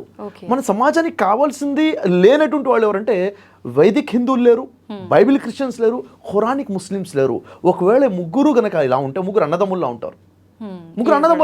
ఒక ఇంట్లో పుట్టిన 3 అన్నదమ్ములు ఎంత కలిసిమెలిసి ఉంటారో అలా ఉన్నటువంటి ఒక వైదిక్ హిందూ కానివ్వండి, ఒక బైబిల్ క్రిస్టియన్ కానివ్వండి, ఒక ఖురానిక్ ముస్లిం కానివ్వండి, అంతకన్నా ఇంకా క్లోజ్గా ఉంటారు. అంత మెచ్యూరిటీస్ ఉంటాయి, అంత ప్రేమ ఉంటాయి. అది దేవుడు బోధించాడు గ్రంథాల్లో. అదే కదా దేవుడు బోధించింది. ఎప్పుడైతే వదిలేసామో ఇప్పుడు మత పిచ్చి కమ్యూనల్ ఉన్నవాళ్ళు ఏదైతే చేస్తున్నారో అది మతం. గ్రంథంలో ఉంది ధర్మం, మనం ఆచరిస్తుంది మతం. అన్న ఆవిడ ముస్లిం అయినా, క్రైస్తవుడైనా, హిందూ అయినా ఆచరిస్తుంది మతాలే. ఇప్పుడు ఉదాహరణ చూడండి, ధర్మానికి మతానికి ఉన్న డిఫరెన్స్ ఏంటిది? ధర్మానికి మతానికి ఉన్న డిఫరెన్స్ ఏంటంటే, ఇప్పుడు వేదాలలో ధర్మం ఉంది, దాన్ని వివరించి బోధించారు ఒకళ్ళు, వివరించారు. ఆ వివరణ మతం. ఇలా 10 మంది వివరిస్తే ఈ 10 మతాలు వచ్చేసాయి. ఈ ఒక వివరణకి మరో వివరణకి డిఫరెన్సెస్ ఉన్నాయి. ఒక వ్యక్తి ఇచ్చిన వివరణకి వేరే వ్యక్తి ఏమంటున్నాడు, ఇది తప్పు అంటున్నాడు. అవునా? ధర్మాన్ని అందరూ యాక్సెప్ట్ చేస్తారు, ధర్మాన్ని అందరూ కరెక్ట్ అంటున్నారు. కానీ మతాల మధ్య డిఫరెన్సెస్ ఉన్నాయి. ఇప్పుడు హిందువులు అందరూ ఎక్కడ ఉన్నారు? ఈ మతాల్లో ఉన్నారు, ధర్మాన్ని వదిలేశారు. అలాగే క్రైస్తవుడు కూడా ఎక్కడున్నాడు? బైబిల్లో ఉంది ధర్మం. బైబిల్ని బోధించినటువంటి బోధలు, వివరణలు, ప్రొటెస్టెంట్ కానివ్వండి, బాప్తిజం కానివ్వండి, బాప్టిస్ట్ కానివ్వండి, రోమన్ క్యాథలిక్, ఇవన్నీ కూడా మతాలు అనుకోండి. ఇక్కడ ఉన్నారు, ధర్మాన్ని వదిలేశారు. బైబిల్ చదివి బైబిల్ ప్రకారంగా నేను ఉన్నాను అని చెప్పేవాళ్ళు ఎవరు లేరు. లేరు. ఇంకా లక్షల్లో ఎవరో ఒకళ్ళు ఉన్నారంటే ఉండొచ్చు. అలాగే ముస్లింల దగ్గరికి వస్తే ధర్మం ఖురాన్లో ఉంది, కానీ ఈ ధర్మాన్ని బోధించడం కోసం బోధించిన వివరణలు ఉన్నాయి. ఇక్కడ కూడా స్కూల్ ఆఫ్ థాట్స్ ఉన్నాయి. ఇవన్నీ కూడా మతాలే, ఇంకా ఉదయం చెప్పాలంటే మజాబ్స్ అంటారు. ముస్లిమ్స్ ఇక్కడ ఉన్నారు, ధర్మాన్ని వదిలేశారు. కాబట్టి ఏం చేయాలి? ఒక మజబ్లో ఉన్నటువంటి ముస్లిం ఈ మజబ్ను వదిలేసి, స్కూల్ ఆఫ్ థాట్స్ను వదిలేసి ఖురాన్లోకి వెళ్ళిపోవాలి. అది ధర్మం. క్రిస్టియన్ ఏం చేయాలి? తను బోధకులు బోధిస్తున్న బోధనలు వదిలేసి బైబిల్లోకి వెళ్ళిపోవాలి. అది ధర్మం. ఒక హిందూ ఏం చేయాలి? పండితులు బోధించినటువంటి ఇది శైవం అని వైష్ణవం అని చెప్పి రకరకాలు వచ్చేది, ఇవి వదిలేసి వేదాల్లోకి వెళ్ళిపోవాలి. మతాలు వదిలిపెట్టి ఎక్కడికి వెళ్ళి ధర్మంలోకి వెళ్ళాలి. కానీ సమాజంలో ఏం జరుగుతుందంటే మత మార్పులు జరుగుతున్నాయి. ఆ మతం నుంచి ఈ మతంలోకి, ఈ మతం నుంచి ఆ మతంలోకి జంపింగ్లు నడుస్తున్నాయి అనమాట. ఏ మతం నుంచి ఏ మతంలోకి వెళ్ళినా వచ్చిన మార్పు ఏమీ లేదు. ఇక్కడ ఏం ఉద్ధరించలేదు, అక్కడికి వెళ్ళి ఉద్ధరించేది ఏమీ లేదు. మత మార్పుళ్ళు కాదండి కావాల్సింది. కావాల్సింది ధర్మ అవగాహన చేసుకొని ట్రాన్స్ఫర్మేషన్ కావాలి. ఒక మతి మార్పిడే కావాలి తప్ప మత మార్పిడి కాదు కావాల్సింది. ఆలోచనలో మార్పు రావాలి. ఇప్పుడు మీరే ఉన్నారు, నేను ఉన్నాను. నేను ఎలా ఉన్నాను? ఖురాన్ వదిలిపెట్టేసి మా పెద్దవాళ్ళు చెప్పిన మతంలో ఉన్నాను అనుకోండి. ఈ మతాన్ని వదిలిపెట్టిన ఖురానిక్ టీచింగ్స్లోకి వెళ్ళిపోవాలి. మీరు పెద్దవాళ్ళు చెప్పింది వదిలేసి వేదాల టీచింగ్స్లోకి వెళ్ళిపోవాలి. Yes or no? దీంట్లో ప్రాబ్లమా? ఏం లేదు. లేదు. అది కావాల్సింది. మీరు నా మతంలోకి రండి, నేను మీ మతంలోకి రండి అంటే ఇది ప్రాబ్లం వచ్చేసింది. మత మార్పిడి వల్ల సమాజానికి నష్టము. మత మార్పిడి కాదు కావాల్సింది. మతాలలో ఉన్నవాడు అంటే ప్రజలు వివరించిన వివరణ జీవన విధానంలో ఉన్నవాడు ధర్మంలో ఉన్న గ్రంథంలో ఉన్న ధర్మాన్ని అర్థం చేసుకోగలగాలి. అన్ని ధర్మాలు ఒకటే చెప్తున్నాయి. అన్ని ధర్మాలు ఒకే ధర్మము. వేదంలో ఉన్న ధర్మమే బైబిల్లో ఉంది, బైబిల్లో ఉన్న ధర్మమే ఖురాన్లో ఉంది, గ్రంథాల్లో ఉన్న ధర్మం ఒక్కటే. అవును కదా? అవును సార్. ఇలాంటప్పుడు ఇంకా డిఫరెన్సెస్ ఎక్కడ ఉన్నాయి చెప్పండి? లేవు. ఇప్పుడు మీకన్నా నేను గొప్పనా? మీ ధర్మం కన్నా నా ధర్మం గొప్పనా? లేదుగా. ఒకటే ధర్మం కదా అందరి దగ్గర ఉంది. Yes or no? ధర్మం ఏం బోధిస్తుందండి? ధర్మం ఫండమెంటల్గా బోధిస్తుంది ఏంటంటే మానవులందరికీ కర్త ఒకడు ఉన్నాడు, ఆ సర్వేశ్వరుడు ఒకడు ఉన్నాడు, అక్షర పరబ్రహ్మ ఉన్నాడు, భగవంతుడు ఉన్నాడు, పైన సృష్టికర్త ఉన్నాడు. ఆయన ఉన్నాడు, ఉండి ఖాళీగా లేడు. ఆయన చూస్తున్నాడుగా, ఆయన వింటున్నాడుగా, ఆయన గమనిస్తున్నాడుగా, మన హృదయ లోతులు తెలిసినవాడుగా, ప్రశ్నిస్తాడుగా. నేను సమాధానం చెప్పుకోవాలి కదా. ఇది ధర్మం. ఇది ధర్మం. ఈ జీవితమే అంతం కాదు. గ్రంథాలు ఏం చెప్తున్నాయి? ఈ జీవితం అంతం కాదు. పుట్టుకకు ముందు ఓ జీవితం ఉండే, పుట్టుక తర్వాత ఓ జీవితం ఉంది. నేను ఇక్కడికి రాకముందు నా ఆత్మ ఉంది కదా, ఉంది కదా. నేను చనిపోయిన తర్వాత ఆత్మ ఉంటుంది కదా, దాన్ని పరలోకం ఉంటున్నాం. అక్కడ మోక్షం ఉంది, అంటే శాశ్వత స్వర్గం ఉంది, శాశ్వత నరకం అనేది ఒకటి ఉంది. అవును కదా? అంటే ఇక్కడ మనం చేసేటటువంటి కర్మలు మంచిగా ఉంటే మరణానంతరం జీవితం నాకు ఆనందమయంగా ఉంటుంది.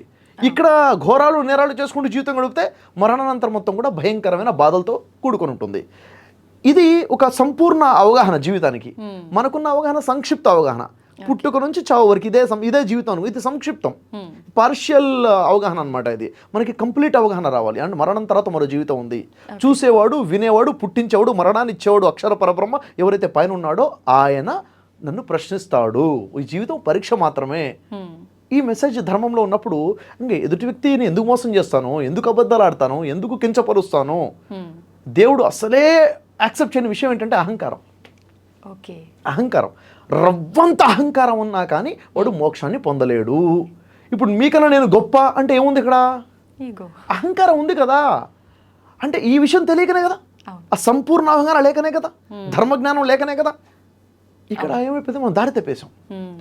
అహంకారం వల్ల ఎదుటి వ్యక్తిని తక్కువగా చుట్టాం. నువ్వు తక్కువడివి, నీ కులం తక్కువ. అర్థమైపోయిందా? నా కులం పెద్దది, నీ మతం తప్పు, నా మతం పెద్దది, అసలు నీ దగ్గర ధర్మమే లేదు, నా దగ్గర ధర్మం ఉంది, నేను దేవుడి బిడ్డను, నువ్వు దేవుడి బిడ్డవి కాదు. చూసారా? అసలు నిజంగా దేవుడి బిడ్డ అయితే అలా మాట్లాడతాడా? దేవుడి అంటే దేవుడిని తెలుసుకున్న దేవుడి భక్తుడు అయితే. భాషలు తేడా ఉన్నాయనుకోండి. ఇప్పుడు గ్రాంధిక వైదిక భాష వేరుగా ఉంటుంది, బిబ్లికల్ భాష వేరుగా ఉంటుంది, ఖురానిక్ భాష, మూడు తెలుగైనప్పటికీ కానీ భాషలో తేడా భావం ఏంటి అన్నది తెలుసుకోవాలి. కాబట్టి నేను చెప్పేది ఏంటంటే ప్రతి వ్యక్తి కూడా తన దగ్గర ఉన్న ధర్మాన్ని, తన దగ్గర ఉన్న గ్రంథాలను అర్థం చేసుకుంటే డిఫరెన్సెస్ ఉండవు. మతాలే లేకపోతే కులాలు ఏడ నుంచి వస్తాయి అన్నది నా ప్రశ్న. అవును కదా? అవును సార్. అయితే మరి కులం గురించి ఏంటంటారు? కులం ఒక మనిషి చేసే పనిని బట్టి కులం అనుకుంటే నో అబ్జెక్షన్. వృత్తికి మాత్రమే. తను చేసే పనిని బట్టి కులం అనేది ఒకటి వచ్చింది. అవును. మరి ఒకవిడు చేసిన పని తన కొడుకు కూడా చేస్తాడా? చేయకపోవచ్చు కదా. అవును. అవునా లేదా? కాబట్టి నువ్వు ఈ కులం, నువ్వు ఈ పనే చేయాలి, ఇంకే పని చేయకూడదు కాదు. ఒకప్పుడు అలా ఉండేది. వాళ్ళందరూ కూడా ఆ విషయంలో స్కిల్డ్గా ఉండేవారు. ఆ విషయంలోనే వాళ్ళు రాణించేవారు, వాళ్ళ సంతానం వాళ్ళ వంశం అలాగే ఉండేది దాన్ని బ్రేక్ అయిపోయినాయి కదా ఇప్పుడు. అవునా లేదా? ఎవరైనా ఏదైనా పని చేసుకుంటూ ముందుకెళ్తున్నారు. కాబట్టి ఒక రికగ్నిషన్ ఉండొచ్చండి. ఫర్ ఎగ్జాంపుల్ నేను ఫలానా వంశాన్ని ఎందుకు మర్చిపోతాం? నేను ఫలానా వంశం, నా పూర్వీకులు ఉన్నారు, మా తాత ముత్తాతలు ఉన్నారు, ఈ వంశానికి సంబంధించిన వాడిని, కానీ నేను ఇప్పుడు ఇలా చేస్తున్నాను కదా. కాబట్టి ఇది ఒక అవగాహన అనమాట. కాబట్టి ఒక మనిషి ఆలోచనలు ఇంపార్టెంట్, చేసే పనులు ఏవైతే ఉన్నాయో నేర్చుకుంటూ ముందుకెళ్తాము, గ్రంథ వెలుగులో ఉండాలి. ఓకే, చాలా కరెక్ట్ సార్ మీరు చెప్పింది. నిజంగా కులం అనేది చూసుకోవాల్సింది వృత్తిపరంగా మాత్రమే, అది కూడా కొంతవరకే, చేస్తున్నంత కాలం అంతే. అయితే ఇప్పుడు ఒక వృత్తి ఈ వృత్తి చేస్తున్నారు కాబట్టి మీ కులం ఇది అనుకుంటే, మరి నువ్వు తక్కువ కులము అంటే సరే, వాళ్ళు లేకుండా పోతే నువ్వు బతకగలుగుతావా? లేదు. వాళ్ళ అవసరం నీకుంది కదా, వాళ్ళ మీద నువ్వు డిపెండ్ అవుతున్నావు కదా. డిపెండ్ అయ్యేవాడు గొప్పవాడా? ఎవరి మీద డిపెండ్ అవుతున్న వాడు గొప్పవాడు అంటే నీకన్నా వాడే గొప్పవాడు కదా అలా చూసుకుంటే. కాబట్టి ఒక విషయంలో ఒకళ్ళు పైన ఉంటారు, ఒక విషయంలో ఇంకొకళ్ళు పైన ఉంటారు. కాబట్టి ఎవడు గొప్ప కాదండి. ఎవడు గొప్ప అంటే నన్ను అడిగితే నేను చెప్తాను, గ్రంథాలు చెప్తున్నాయి, ఎవరైతే దేవునికి దగ్గరగా ఉంటాడో వాడే గొప్ప, ఎవడైతే దేవుడిని ఎక్కువగా ప్రేమిస్తాడో వాడే గొప్ప, ఎవడైతే తప్పు చేసేటప్పుడు దేవుని భయం వస్తుందో వాడే గొప్ప. ఎవడు ఎక్కువ దేవుడిని ప్రేమిస్తున్నాడో, ఎవడు ఎక్కువ దేవుడికి భయపడుతున్నాడో, ఎవడు ఎక్కువ దేవుడి దగ్గరగా ఉన్నాడో ఎవరికి తెలుసు? అది దేవుడికే తెలుసు. అది మీకన్నా నేను గొప్ప అనుకుంటే నేను దేవుడికి దూరంగా ఉన్నానని అర్థమైపోయింది కదా, అహంకారం ఉంది కదా. సో ఇక్కడ ఏంటంటే ఒక వ్యక్తిని రెస్పెక్ట్ చేయడమే ధర్మంలో ఒక భాగం అండి. వ్యక్తిని వ్యక్తిగా చూడ. ఇక్కడ విషయం ఉంటుందంటే ఏకాత్మ భావన ధర్మంలో ఒక విషయం అనమాట. ఏ ధర్మం? సనాతన ధర్మమైనా, బైబిల్ అయినా, ఖురాన్ అని చెప్తే మీలో ఉన్న ఆత్మ నాలో ఉన్న ఆత్మ ఒక్కటే, సమానమైన ఆత్మ ఉంది. దేవుడు ముందు ఏదైతే ఆత్మను సృష్టించాడో దాంట్లో ఒక ఆత్మ మీలో ఉంది, నాలో ఉంది. అవునా లేదా? మీలో ఉన్న ఆత్మ ఎవరు ఇంతకీ? మీలో ఉన్న ఆత్మ 6 అడుగులా, 5 అడుగులా, 4 అడుగులా? ఎత్తులేదు. మీలో ఉన్న ఆత్మ నలుపా, ఎరుపా? లేదు. అవునా లేదా? అంటే మీలో ఉన్న ఆత్మకి 2 చేతులు ఉన్నాయా, 4 చేతులు ఉన్నాయా, కుంటిదా? లేదు. అది కదా. అంటే ఉన్న శరీరాన్ని, టెంపరీ శరీరాన్ని చూసి, బయట ఉన్నటువంటి వాటిని చూసి నేను మిమ్మల్ని అంచనా వేయడం తప్పు కదా. మీరంటే ఇది కాదు కదా. అవును సార్. ఇప్పుడు మీ చిన్నప్పుడు ఫోటో చూపించి ఇది ఎవరంటే అంటే ఏమంటారు మీరు? నేను అంటారు. ఇప్పుడు ఫోటో చూపించింది ఎవరు అంటే నేను అని అంటా. ఎంత డిఫరెన్స్ ఉంది? అప్పుడున్న కాళ్ళు ఇప్పుడు కావు, అప్పుడున్న చేతులు ఇప్పుడు కావు. మనిషిలో ఉన్న సెల్స్ అన్ని మారిపోతున్నాయి, కణాలు మారిపోతున్నాయి. అప్పుడున్న ఒక్క కణం కూడా ఇప్పుడు లేదు. ఒక్క సెల్ కూడా బాడీలో అప్పటిది ఇప్పుడు లేదు, మొత్తం మారిపోయింది. మరి నేనెలా? నేను అంటే ఈ బాడీ కాదు, లోపల ఉన్న ఆత్మ. నేను మిమ్మల్ని చూసినప్పుడు మీలో ఉన్న ఆత్మ, నాలో ఉన్న ఆత్మ ఒకటే, రెండు కూడా సృష్టించబడింది సృష్టికర్త భగవంతుడి ద్వారా ఉన్నప్పుడు నేను మీకంటే గొప్ప ఎలా, మీరు నాకంటే తక్కువ ఎలా? ఏకాత్మ భావన. ఇది ధర్మం తెలిసినవాడు మాట్లాడతాడు. ఇక్కడ తక్కువ ఎక్కువ లేవు. ఇంకా చేసే పని, ఒక పని మీ అవసరం నాకు ఉండొచ్చు, నా అవసరం మీకు ఉండొచ్చు. అందరూ ఉంటేనే సమాజం. ఇదే ఒక పరీక్ష. అవును కదండి? అవును సార్. అందరూ ఉండాలి, మీరు అన్నట్టుగా అందరూ ఒకటే అనే భావనలో ఉండాలి. అందరూ ఉండాలి, అందరి అవసరం అందరికీ ఉందన్న విషయం తెలియాలి సార్. నిజం. ఎవరు గొప్ప చెప్పండి? ఇప్పుడు గొప్ప గొప్ప గొప్ప కాదనేది ఏముంది సార్? అందరూ ఒకటే అయినప్పుడు గొప్ప కాదనేది ఉంది. ఎవరైతే దేవుడిని ఎక్కువగా ప్రేమిస్తున్నాడో, ఎవరైతే దేవుడికి ఎక్కువగా భయపడతాడో, పాపాలు చేసేటప్పుడు ఎవరైతే దేవుడికి సన్నిహితంగా ఉన్నాడో ఆయనే గొప్ప. అది ఎవరు అన్నది మనకి ఎవరికి తెలియదు. నేను దేవుడికి భయపడతానా లేదా, నేను దేవుడిని ప్రేమిస్తానా లేదా, ఎంత ప్రేమిస్తానో, ఎలా కొలుస్తారో, ఎవరు కొలుస్తారు, అది ఇన్నర్ ఫీలింగ్. ఎలా కంపేర్ చేస్తాం? లేదు. కాబట్టి అది మనిషికి తెలిసే విషయం కాదు. గొప్ప ఎవరో గొప్పదే, అది దేవుడికే తెలుసు, మనకు తెలియదు. ఓకే, అవును కదా. నేను గొప్ప అనుకున్న క్షణంలోనే అక్కడ ఏమొచ్చింది? అహంకారం వచ్చింది. గొప్ప కాదని తెలిసిపోయింది అక్కడ. ఓకే, కానీ చాలా వరకు ప్రతి ఒక్కరు ఇదే ఫీలింగ్తో ఉంటుంటారు సార్. ఆ ఫీలింగ్ అసలు ఎందుకు వస్తుంది సార్? తెలియక. ఏం తెలియక? జీవితం గురించిన సంపూర్ణ అవగాహన లేకపోవటం వల్ల. సంపూర్ణ అవగాహన అంటే మరణానంతర జీవితం కూడా ఉంది. మరణంతోనే జీవితం అయిపోయింది అనుకుంటే పాక్షిక అవగాహన, పార్షియల్ విజన్ అనమాట అది. సంపూర్ణ అవగాహన ఉందంటే ఓహో జీవితం తర్వాత మరి జీవితం ఉందంటే ఈ జీవితాన్ని ఇచ్చింది ఎవరు? భగవంతుడు సృష్టికర్త, అక్షర పరబ్రహ్మ. పైన ఉన్నాడు యెహోవా, అల్లా. భాషలు వేరువేరుగా ఉన్నాయి, పైన ఉన్నవాడు ఉన్నాడు. మరి ఆయన ఈ జీవితాన్ని ఇచ్చినాడు కదా, తీసుకెళ్లేది కూడా ఆయనే కదా. ఎందుకు ఇచ్చాడు? పరీక్ష నిమిత్తం ఇచ్చాడు. పరీక్ష నిమిత్తమే ఆలోచన ఇచ్చాడు, బుద్ధి వివేకాలు ఇచ్చాడు, విచక్షణ ఇచ్చాడు. మంచి చేస్తావా, చెడు చేస్తావా, అవునా లేదా, మానవత్వంతో కలిగి ఉంటావా, సెల్ఫిష్గా ఉంటావా, మోరల్ వాల్యూస్ ఉంటాయా, ఇమ్మోరల్స్ ఉంటాయా, నువ్వు ఎలా జీవితం గడుపుతావు, నీ లైఫ్లో వచ్చే సిచ్యువేషన్స్ కూడా దేవుడు పెడతాడు. పరీక్ష. శాస్త్రాల్లో చెప్పబడ్డ విషయం ఏంటంటే రేపు మరణానంతరం దేవుడు ప్రశ్నించే కొన్ని ప్రశ్నలు ఉన్నాయి. దేవుడు ప్రశ్నిస్తాడు. నేను ఆకలిగా ఉండి అన్నం పెట్టు అని నిన్ను అడుగుతూ నువ్వు నాకు అన్నం పెట్టలేదుగా అంటాడు దేవుడు. ఓ దేవుడా, నువ్వు ఆకలిగా ఉండడం ఏంటి, నువ్వు నన్ను అన్నం పెట్టు అని అడగడం ఏంటి, నేను అన్నం పెట్టకపోవడం ఏంటి అంటే, ఫలానా రోజు ఫలానా ప్రాంతంలో ఫలానా వ్యక్తి వచ్చేసి నిన్ను ఆకలిగా ఉంది అన్నం పెట్టు అని అడిగాడే, అది ఏర్పాటు నేనే చేశాను.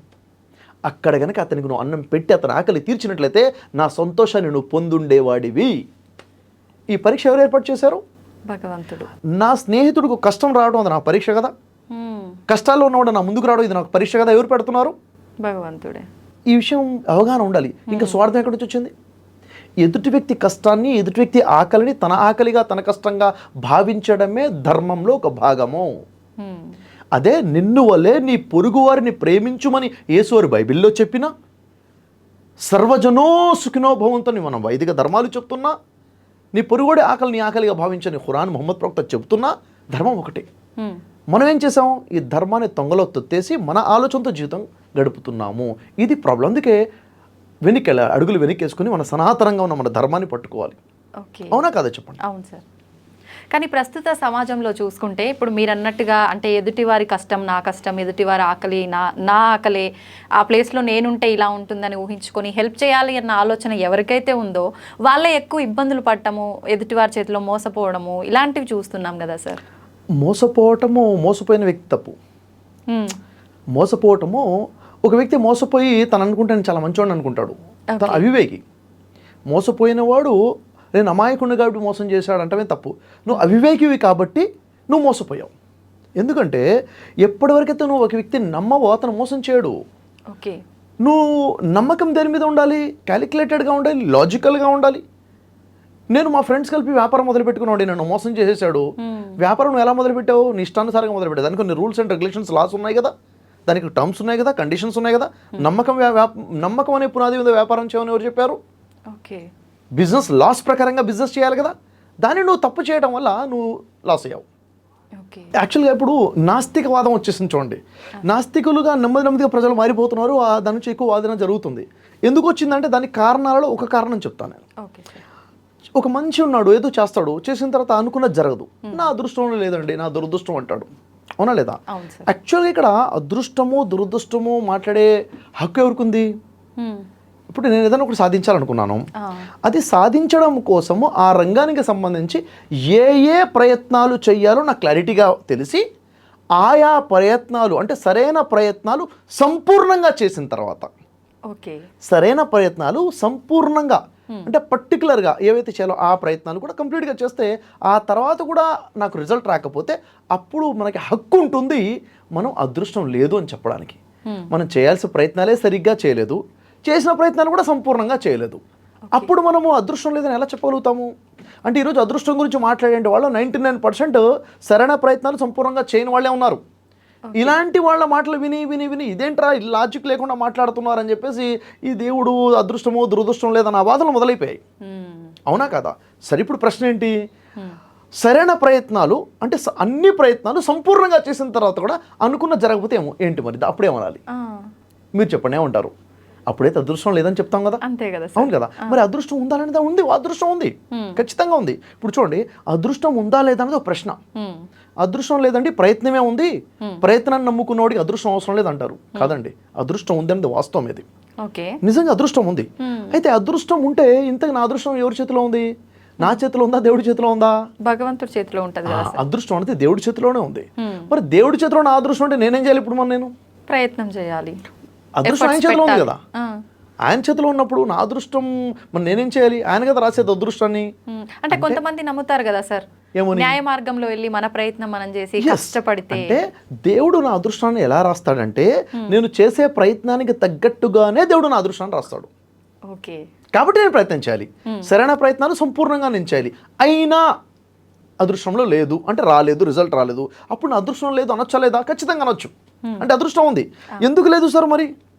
ఇది ఇల్లాజిక్ కదా అంటే ఇక్కడ నేను ప్రశ్న చెప్తాను. ఇక్కడ విషయం ఏంటంటే, ఒక వ్యక్తి ఉన్నాడు, ఇతను ఒకటి కోరుకుంటున్నాడు, ఒక పర్సనల్ విల్ ఉంది, ఇది నా కోరిక. గ్రాండ్ విల్ ఒకటి ఉంటుంది, గ్రాండ్ ప్రోగ్రామ్ అనేది ఒకటి ఉంటుంది. గ్రాండ్ ప్రోగ్రామ్ అంటే యూనివర్సల్ ప్రోగ్రామ్ ఒకటి ఉంటుంది. యూనివర్సల్ ప్రోగ్రామ్ చేసేవాడికి ఎక్కువ తెలుసా? పర్సనల్ విల్ ఉండి పర్సనల్ ప్రోగ్రామ్ చేసేవాడికి ఎక్కువగా తెలుసుంటుందా? పర్సనల్గా చేసేవాడికి సార్ నాకు పర్సనల్ అవగాహన ఉంటుంది, గ్రాండ్ ప్రోగ్రామ్ అంటే మొత్తం అవగాహన ఉంటుంది. ఎగ్జాంపుల్ చెప్తాను, ఏదైనా కంపెనీ ఉందనుకోండి, ఆ కంపెనీకి ఒక ఓనర్ ఉన్నాడు, ఓకే ఆ కంపెనీలో 10 మంది ఎంప్లాయీస్ ఉన్నారు. దాంట్లో ఒక ఎంప్లాయీ అంటే నేను ఈ పని చేస్తాను సార్, నేను ఈ పని నాకు బాగా వస్తుంది, నేను ఈ పని చేస్తానంటుంటే ఈ పైన ఉన్న వ్యక్తి అంటాడు లేదు ఆ పని కాదు ఇప్పుడు మనకు అవసరం ఉంది, ఈ పని చెయ్యని చెప్తాడు. ఇప్పుడు ఆ వ్యక్తి ఏం చేయాలి? తను అనుకున్న పని చేయాలా, పైన ఉన్న వ్యక్తి చెప్పిన పని చేయాలా? పైన ఉన్న వాళ్ళు ఎందుకని ఏది సరైంది? ఎవరికి అంటే పైన కరెక్టో కాదో తెలియదు కదా సార్, పైన ఉన్న వాళ్ళు ఆలోచించి చెప్తారు. ఎందుకంటే పైన ఉన్నవాడు ఓవరాల్ గా చూస్తున్నాడు, గ్రాండ్ ప్రోగ్రామ్ అవునా, ఓవరాల్ గా చూస్తున్నాడు. ఆ కింద ఉన్న వ్యక్తి అతి మాత్రమే చూస్తున్నాడు, అది చూస్తున్నాడు అదే కావాలన్నా, లేదు లేదు అది కాదు అంతకన్నా ఇది ఇంపార్టెంట్, ఇది చెయ్యి, లేక నీకు ఇది కాదు నీకు ఇది సింక్ అవుతుంది, ఇది చెయ్యి, ఇక్కడ గ్రోత్ ఎక్కువ ఉంది ఇక్కడికి రా అని పైన చెప్తున్నాడు. ఇతను చెప్పింది అతను విన్నాడు అనుకోండి, బెటర్మెంట్కి వెళ్తాడు. ఇతను చెప్పింది అతను వినలేదనుకోండి, అక్కడే మొండిగా ప్రయత్నం చేస్తుంటే రిజల్ట్ రాకపోవచ్చు. ఒకటి అతని కోసం దానికన్నా ఇది మేలైందన్న విషయం పైన ఉన్నోడికి తెలుస్తుంది. ఇది ఒక కంపెనీ ఎగ్జాంపుల్. కంప్లీట్ యూనివర్స్కి మన జీవితం చిన్న పాట అనుకుంటే పైన సృష్టికర్త ఉన్నాడు కదా, సర్వేశ్వరుడు ఉన్నాడు కదా, మరి ఆయనకి బాగా తెలుసు కదా, నేను కావాలని ఒక దానికోసం ప్రయత్నం చేస్తున్నాను, అది నీకు మంచిది కాదన్న విషయం తనకు తెలుసు, కాబట్టి అక్కడ రిజల్ట్ ఇవ్వలేదు, అంతకన్నా బెటర్ రిజల్ట్ వేరే దాంట్లో ఇవ్వబోతున్నాడు అన్నది మనకు తెలియాలి. ఉదాహరణకి మన డాక్టర్ ఏపీజే అబ్దుల్ కలాం గారు ఉన్నారు, వారి యొక్క విజన్ ఏమై ఉండే, వారి గోల్ ఏమై ఉండే, వాళ్ళ విల్ ఏమై ఉండే, పైలట్ అవ్వాలి, నేను పైలట్ అవ్వాలి పైలట్ అవ్వాలి పైలట్ అవ్వాలి, పిచ్చి చిన్నప్పటి నుంచి అయ్యారా? అవ్వలేకపోయారు కదా, ఇదేంటిది పర్సనల్ విల్, పర్సనల్ విల్. కానీ గ్రాండ్ విల్ ఏముండే, పైన ఉన్న సృష్టికర్త విల్ ఉండే, ఆయన్ని మిజైల్ మ్యాన్గా తయారు చేసి దేశానికి పవర్గా తయారు చేయడం, దేశం కోసం ఒక పెద్ద పవర్గా తయారు చేయడం గ్రాండ్ విల్ ఉండే. అంటే పర్సనల్ విల్ అన్నది వేరు, గ్రాండ్ విల్ అన్నది వేరు. అక్కడ అదృష్టం అనేది ఉంది. ఇక్కడ ఇతని అదృష్టం అది రాసి పెట్టుంది, ఇతను దీనికోసం ప్రయత్నం చేస్తున్నాడు, ఇది రాపోయేసి నా దురదృష్టం, ఇది అదృష్టం లేదంతే, ఇంకేదో ఉంది, ఇంతకన్నా గొప్పది ఉంది, అది ఎవరికి తెలుసు? పైవాడికి తెలుసు. ఎసార్ను. కాబట్టి ఈ అవగాహన మనిషికి ఉంటే అయింది అనుకున్నది అవ్వనప్పుడు రెండు ప్రశ్నించుకోవాలి. మొదటిది, సరైన ప్రయత్నాన్ని సంపూర్ణంగా చేశానా లేదా, లేకపోతే చేయాలి, వస్తుంది, చేసినా రాలేదా, ఇది నా అదృష్టం లేదు, ఇంతకన్నా బెటర్మెంట్ ఏంటి ఆలోచించగల, అనాలిసిస్ మొదలవ్వాలి, అప్పుడు ఆలోచన వస్తుంది. ఈ 2 స్టెప్స్లో మనం రిజల్ట్ చేసుకోవాలి. కానీ సార్ అంటే ఏదైనా చేయాలి అనుకున్నప్పుడు ఇప్పుడు మీరు చెప్పినట్టుగా అంటే ఏది కరెక్ట్ చూస్ చేసుకునే విధానం కూడా కరెక్ట్ ఉండాలి, ఎఫర్ట్స్ ఉంటేనే భగవంతుడు దానికి తగ్గట్టుగా మనకి ఇస్తాడు అని. కానీ ఆ టైం వచ్చేసరికి ప్రతి ఒక్కరు కూడా ఒక కన్ఫ్యూజన్లో పడిపోతారు, ఏ మార్గాన్ని ఎంచుకోవాలి, ఇది ఏది కరెక్ట్ అవుతుంది నాకు అనే దగ్గరకు వచ్చేసరికి ప్రతి ఒక్కరు కూడా ఆగిపోతారు, అక్కడికి రాగానే ముందుకెళ్లాల్సింది పోయి. ఎలా చూస్ చేసుకోవాలి సార్? అసలు ఒకటి ఏంటంటే, అసలు మనకి ఇష్టమైన ఫీల్డ్ ఏంటో చూసుకుంటాం, మనకి అభిరుచి ఏంటి, మన ప్యాషన్ ఏంటో చూస్తాం, మన ప్యాషన్కి తగ్గట్టుగా సమాజంలో రిక్వైర్మెంట్ ఉందా లేదా చూస్తాం. ఓవరాల్గా ప్రొఫెషన్ అంటే ఏంటి? ప్రొఫెషన్ అంటే సొసైటీలో ఒక డిమాండ్ ఉంటుంది, సొసైటీలో ఒక నీడ్ ఉంటుంది, లేక సొసైటీలో ఒక ప్రాబ్లం ఉంటుంది, ప్రాబ్లమ్ని కానీ నీడ్ని కానీ డిజైర్ని కానీ మన ప్యాషన్తో లింక్ కలిపి బ్రిడ్జ్ కలపడమే ఒక బిజినెస్. అవునా? మనకున్న ప్యాషన్ని ఎలా పడితే అలా మార్కెట్లో తీసుకెళ్తే యాక్సెప్ట్ చేయరు. సమాజంలో ప్రజలకున్న ప్రాబ్లంకి సొల్యూషన్ అన్న అవ్వాలి, మనం ప్రజలకున్న కోరికకైనా ఫిల్ఫిల్ అవ్వాలి, ప్రజలకున్న డిజైర్స్ అయినా ఫిల్ఫిల్ చేయగలగాలి. అవునా? ఒక పెయిన్, సమాజంలో ప్రజలకున్న ఒక పెయిన్ అన్న దూరం చేసేవాళ్ళు అయి ఉండాలి మనం. అవునా? అలా మన ప్యాషన్ని మోల్డ్ చేసి ఇవ్వాలి. అలా మోల్డ్ చేసి కనెక్ట్ చేయకపోతే అది బిజినెస్ కాదు, ప్రొఫెషన్ కాదు, ప్రాఫిటబుల్ ప్రొఫెషన్ అవ్వదు అది. అలా మోల్డ్ చేసుకోవడం పాసిబుల్ అవుతుందంటే 100% కదా, చేసుకోవాలి. దానికే ఒక మెంటర్షిప్ కావాలి లైఫ్లో. ఒక మనిషికి ఏం తెలుసు, తన జీవితం ఒక సర్కిల్ కదా, సర్కిల్ దాటి ఆలోచించాలంటే వేరే జీవితంతో మాట్లాడాలి, అంటే ఒక మెంటర్షిప్ కావాలి మనకి. ఇంకా అంతకన్నా మనకన్నా బెటర్గా సక్సెస్ అయినటువంటి, మనకన్నా ఎక్స్పీరియన్స్డ్, మనకన్నా ఏజ్డ్ ఎక్కువ, ప్రపంచం తెలిసినటువంటి ఒక వ్యక్తి మెంటర్షిప్లో ఉండాల్సిందే ఖచ్చితంగా. మనం మెంటర్షిప్ ఉన్న వ్యక్తికి మెంటర్షిప్ లేని వ్యక్తికి చాలా డిఫరెన్స్ ఉంటుంది. మళ్ళీ ఆ కరెక్ట్ పర్సన్ని చూస్ చేసుకునే విధానం కూడా బాగుండాలి కదా సార్, ఎలా ఎంచుకోవాలి ఆ పర్సన్ని కూడా? చూడండి, అసలు ఎవరిని మెంటర్గా పెట్టుకోవాలి, ఎవరిని గైడ్గా పెట్టుకోవాలి అంటే, ఎవరిని పడితే వాళ్ళని గైడ్ పెట్టుకుంటే వాడే ముంచేస్తాడు ఫస్ట్. తనకు తెలియని సలహా, ఇప్పుడు సలహా ఎవరిని అడిగినా ఇచ్చేస్తారండి, నాకు తెలియదని ఎవడు చెప్పడు, అడగకుండానే సలహాలు ఇచ్చే ప్రపంచం ఇది. అవునా? సలహా ఇచ్చేస్తాడు, ఎవరు సలహా తీసుకుంటే ఎటు వెళ్ళిపోతాం మనకు తెలియదు. ఒక వ్యక్తిని గైడ్గా పెట్టుకోవాలంటే, మెంటర్గా పెట్టుకోవాలంటే బేసిక్గా ఫండమెంటల్ కొన్ని పాయింట్స్ ఉన్నాయి. ఫస్ట్, తను ఏదో ఫీల్డ్లో సక్సెస్ అయి ఉండాలి. ఫస్ట్ మెంటర్ ఏదో ఒక ఫీల్డ్లో తను ప్రొఫెషనల్గా ఎక్కడో దగ్గర సక్సెస్ అయి ఉండాలి, ఫస్ట్ కండిషన్. రెండో కండిషన్ ఏంటంటే, తను మీకు మెంటర్షిప్ ఇవ్వడానికి తను సిద్ధంగా ఉండాలి. మూడో కండిషన్ ఏంటంటే, మన బలాలు మన బలహీనత తనకు తెలిసి ఉండాలి. నాలుగో కండిషన్, నా విజన్ ఏంటో తన క్లారిటీగా తెలిసి ఉండాలి, నా గోల్ ఏంటో తనకు క్లారిటీగా తెలిసి ఉండాలి, అంటే నా అభిరుచులు ఏంటి, నా ప్యాషన్ ఏంటో తనకు తెలిసి ఉండాలి. అవునా, దాని తగ్గట్టుగా గోల్ సెట్ చేసుకోవడంలో కూడా డిసిషన్ తీసుకుంటాడు. తర్వాత మనకి మెంటర్షిప్ తన సిద్ధంగా ఉండాలి, తన మెంటర్షిప్ తీసుకోవడం మన సిద్ధంగా ఉండాలి. చాలామంది మెంటర్ ఇతను నా మెంటర్ అంటారు కదా, కానీ వాళ్ళు చేసే తప్పు ఏంటంటే నేను ఈ ప్రశ్న అడిగితే వద్దంటాడని అడగను. నేను ఈ పని చేద్దాం అనుకుంటున్నాను, అతను అడిగితే వద్దంటాడు కదా కాబట్టి అడగకుండా చేసేస్తాను. ఓకే, దాన్ని మెంటర్షిప్ అనరు, మెంటర్షిప్లో ఉన్నట్టు కాదు. అంటే మెంటర్తో చాలా ఓపెన్గా ఉండాలి, ఎందుకంటే తను ప్రొఫెషనల్గా సక్సెస్ అయి ఉన్నాడు, తనకు మెంటర్షిప్ ఇవ్వడానికి సిద్ధంగా ఉన్నాడు. అవునా లేదా? మీ సక్సెసే తన సక్సెస్గా భావించే వాడయ్యి ఉండాలి. కాబట్టి మనం ఓపెన్గా ఉండాలి, మనం తప్పు చేసి ఆయన చెప్పడం కాదు. ఇంకొకటి ఫైనల్ రూల్ ఏంటంటే ఒక మెంటర్ అనేవాడు ఎప్పుడు కూడా, ఇప్పుడు మీరు నాకు మెంటర్షిప్ ఇస్తున్నారు, మీరు నాకు గురువు అనుకోండి, మీరు ఎప్పుడు కూడా మీరు ఇలా చేయండి అని చెప్పకూడదు, ఇలా చేయబాకండి అని చెప్పకూడదు, ఓకే ఇలా నిర్ణయం తీసుకోండి మీరు నాకు చెప్పకూడదు. అలా చెప్తే మీరు సరైన మెంటర్ కాదు. ఏం చెప్పాలి? విశ్లేషించి వదిలేయాలి. నిర్ణయం నేను తీసుకునేలా మీరు చేయాలి. నేను చేద్దాం అనుకుంటున్నాను, మీరు వద్దని చెప్పాలనుకుంటున్నారు, వద్దని చెప్పకూడదు. నేను వద్దనేది నాకు అర్థమయ్యేలాగా మీరు నాకు క్లారిటీ ఇవ్వగలగాలి. చేస్తే లాభాలేంటి, చేయకపోతే నష్టాలేంటి, ఇది ఎందుకు వద్దు ఏంటి, కంప్లీట్గా ఇస్తే నేనే నిర్ణయం తీసుకోగలగాలి. ఇది మెంటర్షిప్లో ఫైనల్ పాయింట్. ఇలాంటి ఒక మెంటర్ని మెంటర్షిప్గా పెట్టుకుంటే ఖచ్చితంగా లైఫ్లో ఎక్కడ కూడాను ఎక్కువ ఫెయిల్యూర్స్ లేకుండా, ఎక్కువ ఎర్రర్స్ లేకుండా ముందుకు సక్సెస్ అయ్యే అవకాశం ఉంటుంది. ఇలాంటి మెంటర్ కావాలి లైఫ్లో కూడా. ఖచ్చితంగా ప్రతి ఒక్కరి లైఫ్లో మెంటర్ అవసరమా సార్? ఖచ్చితంగా ఉండాలి. అసలు మెంటర్ లేకుండా సక్సెస్ అయిన వాడు ఈ ప్రపంచంలో నాకు కనపడలేదు, అవ్వడు కూడా.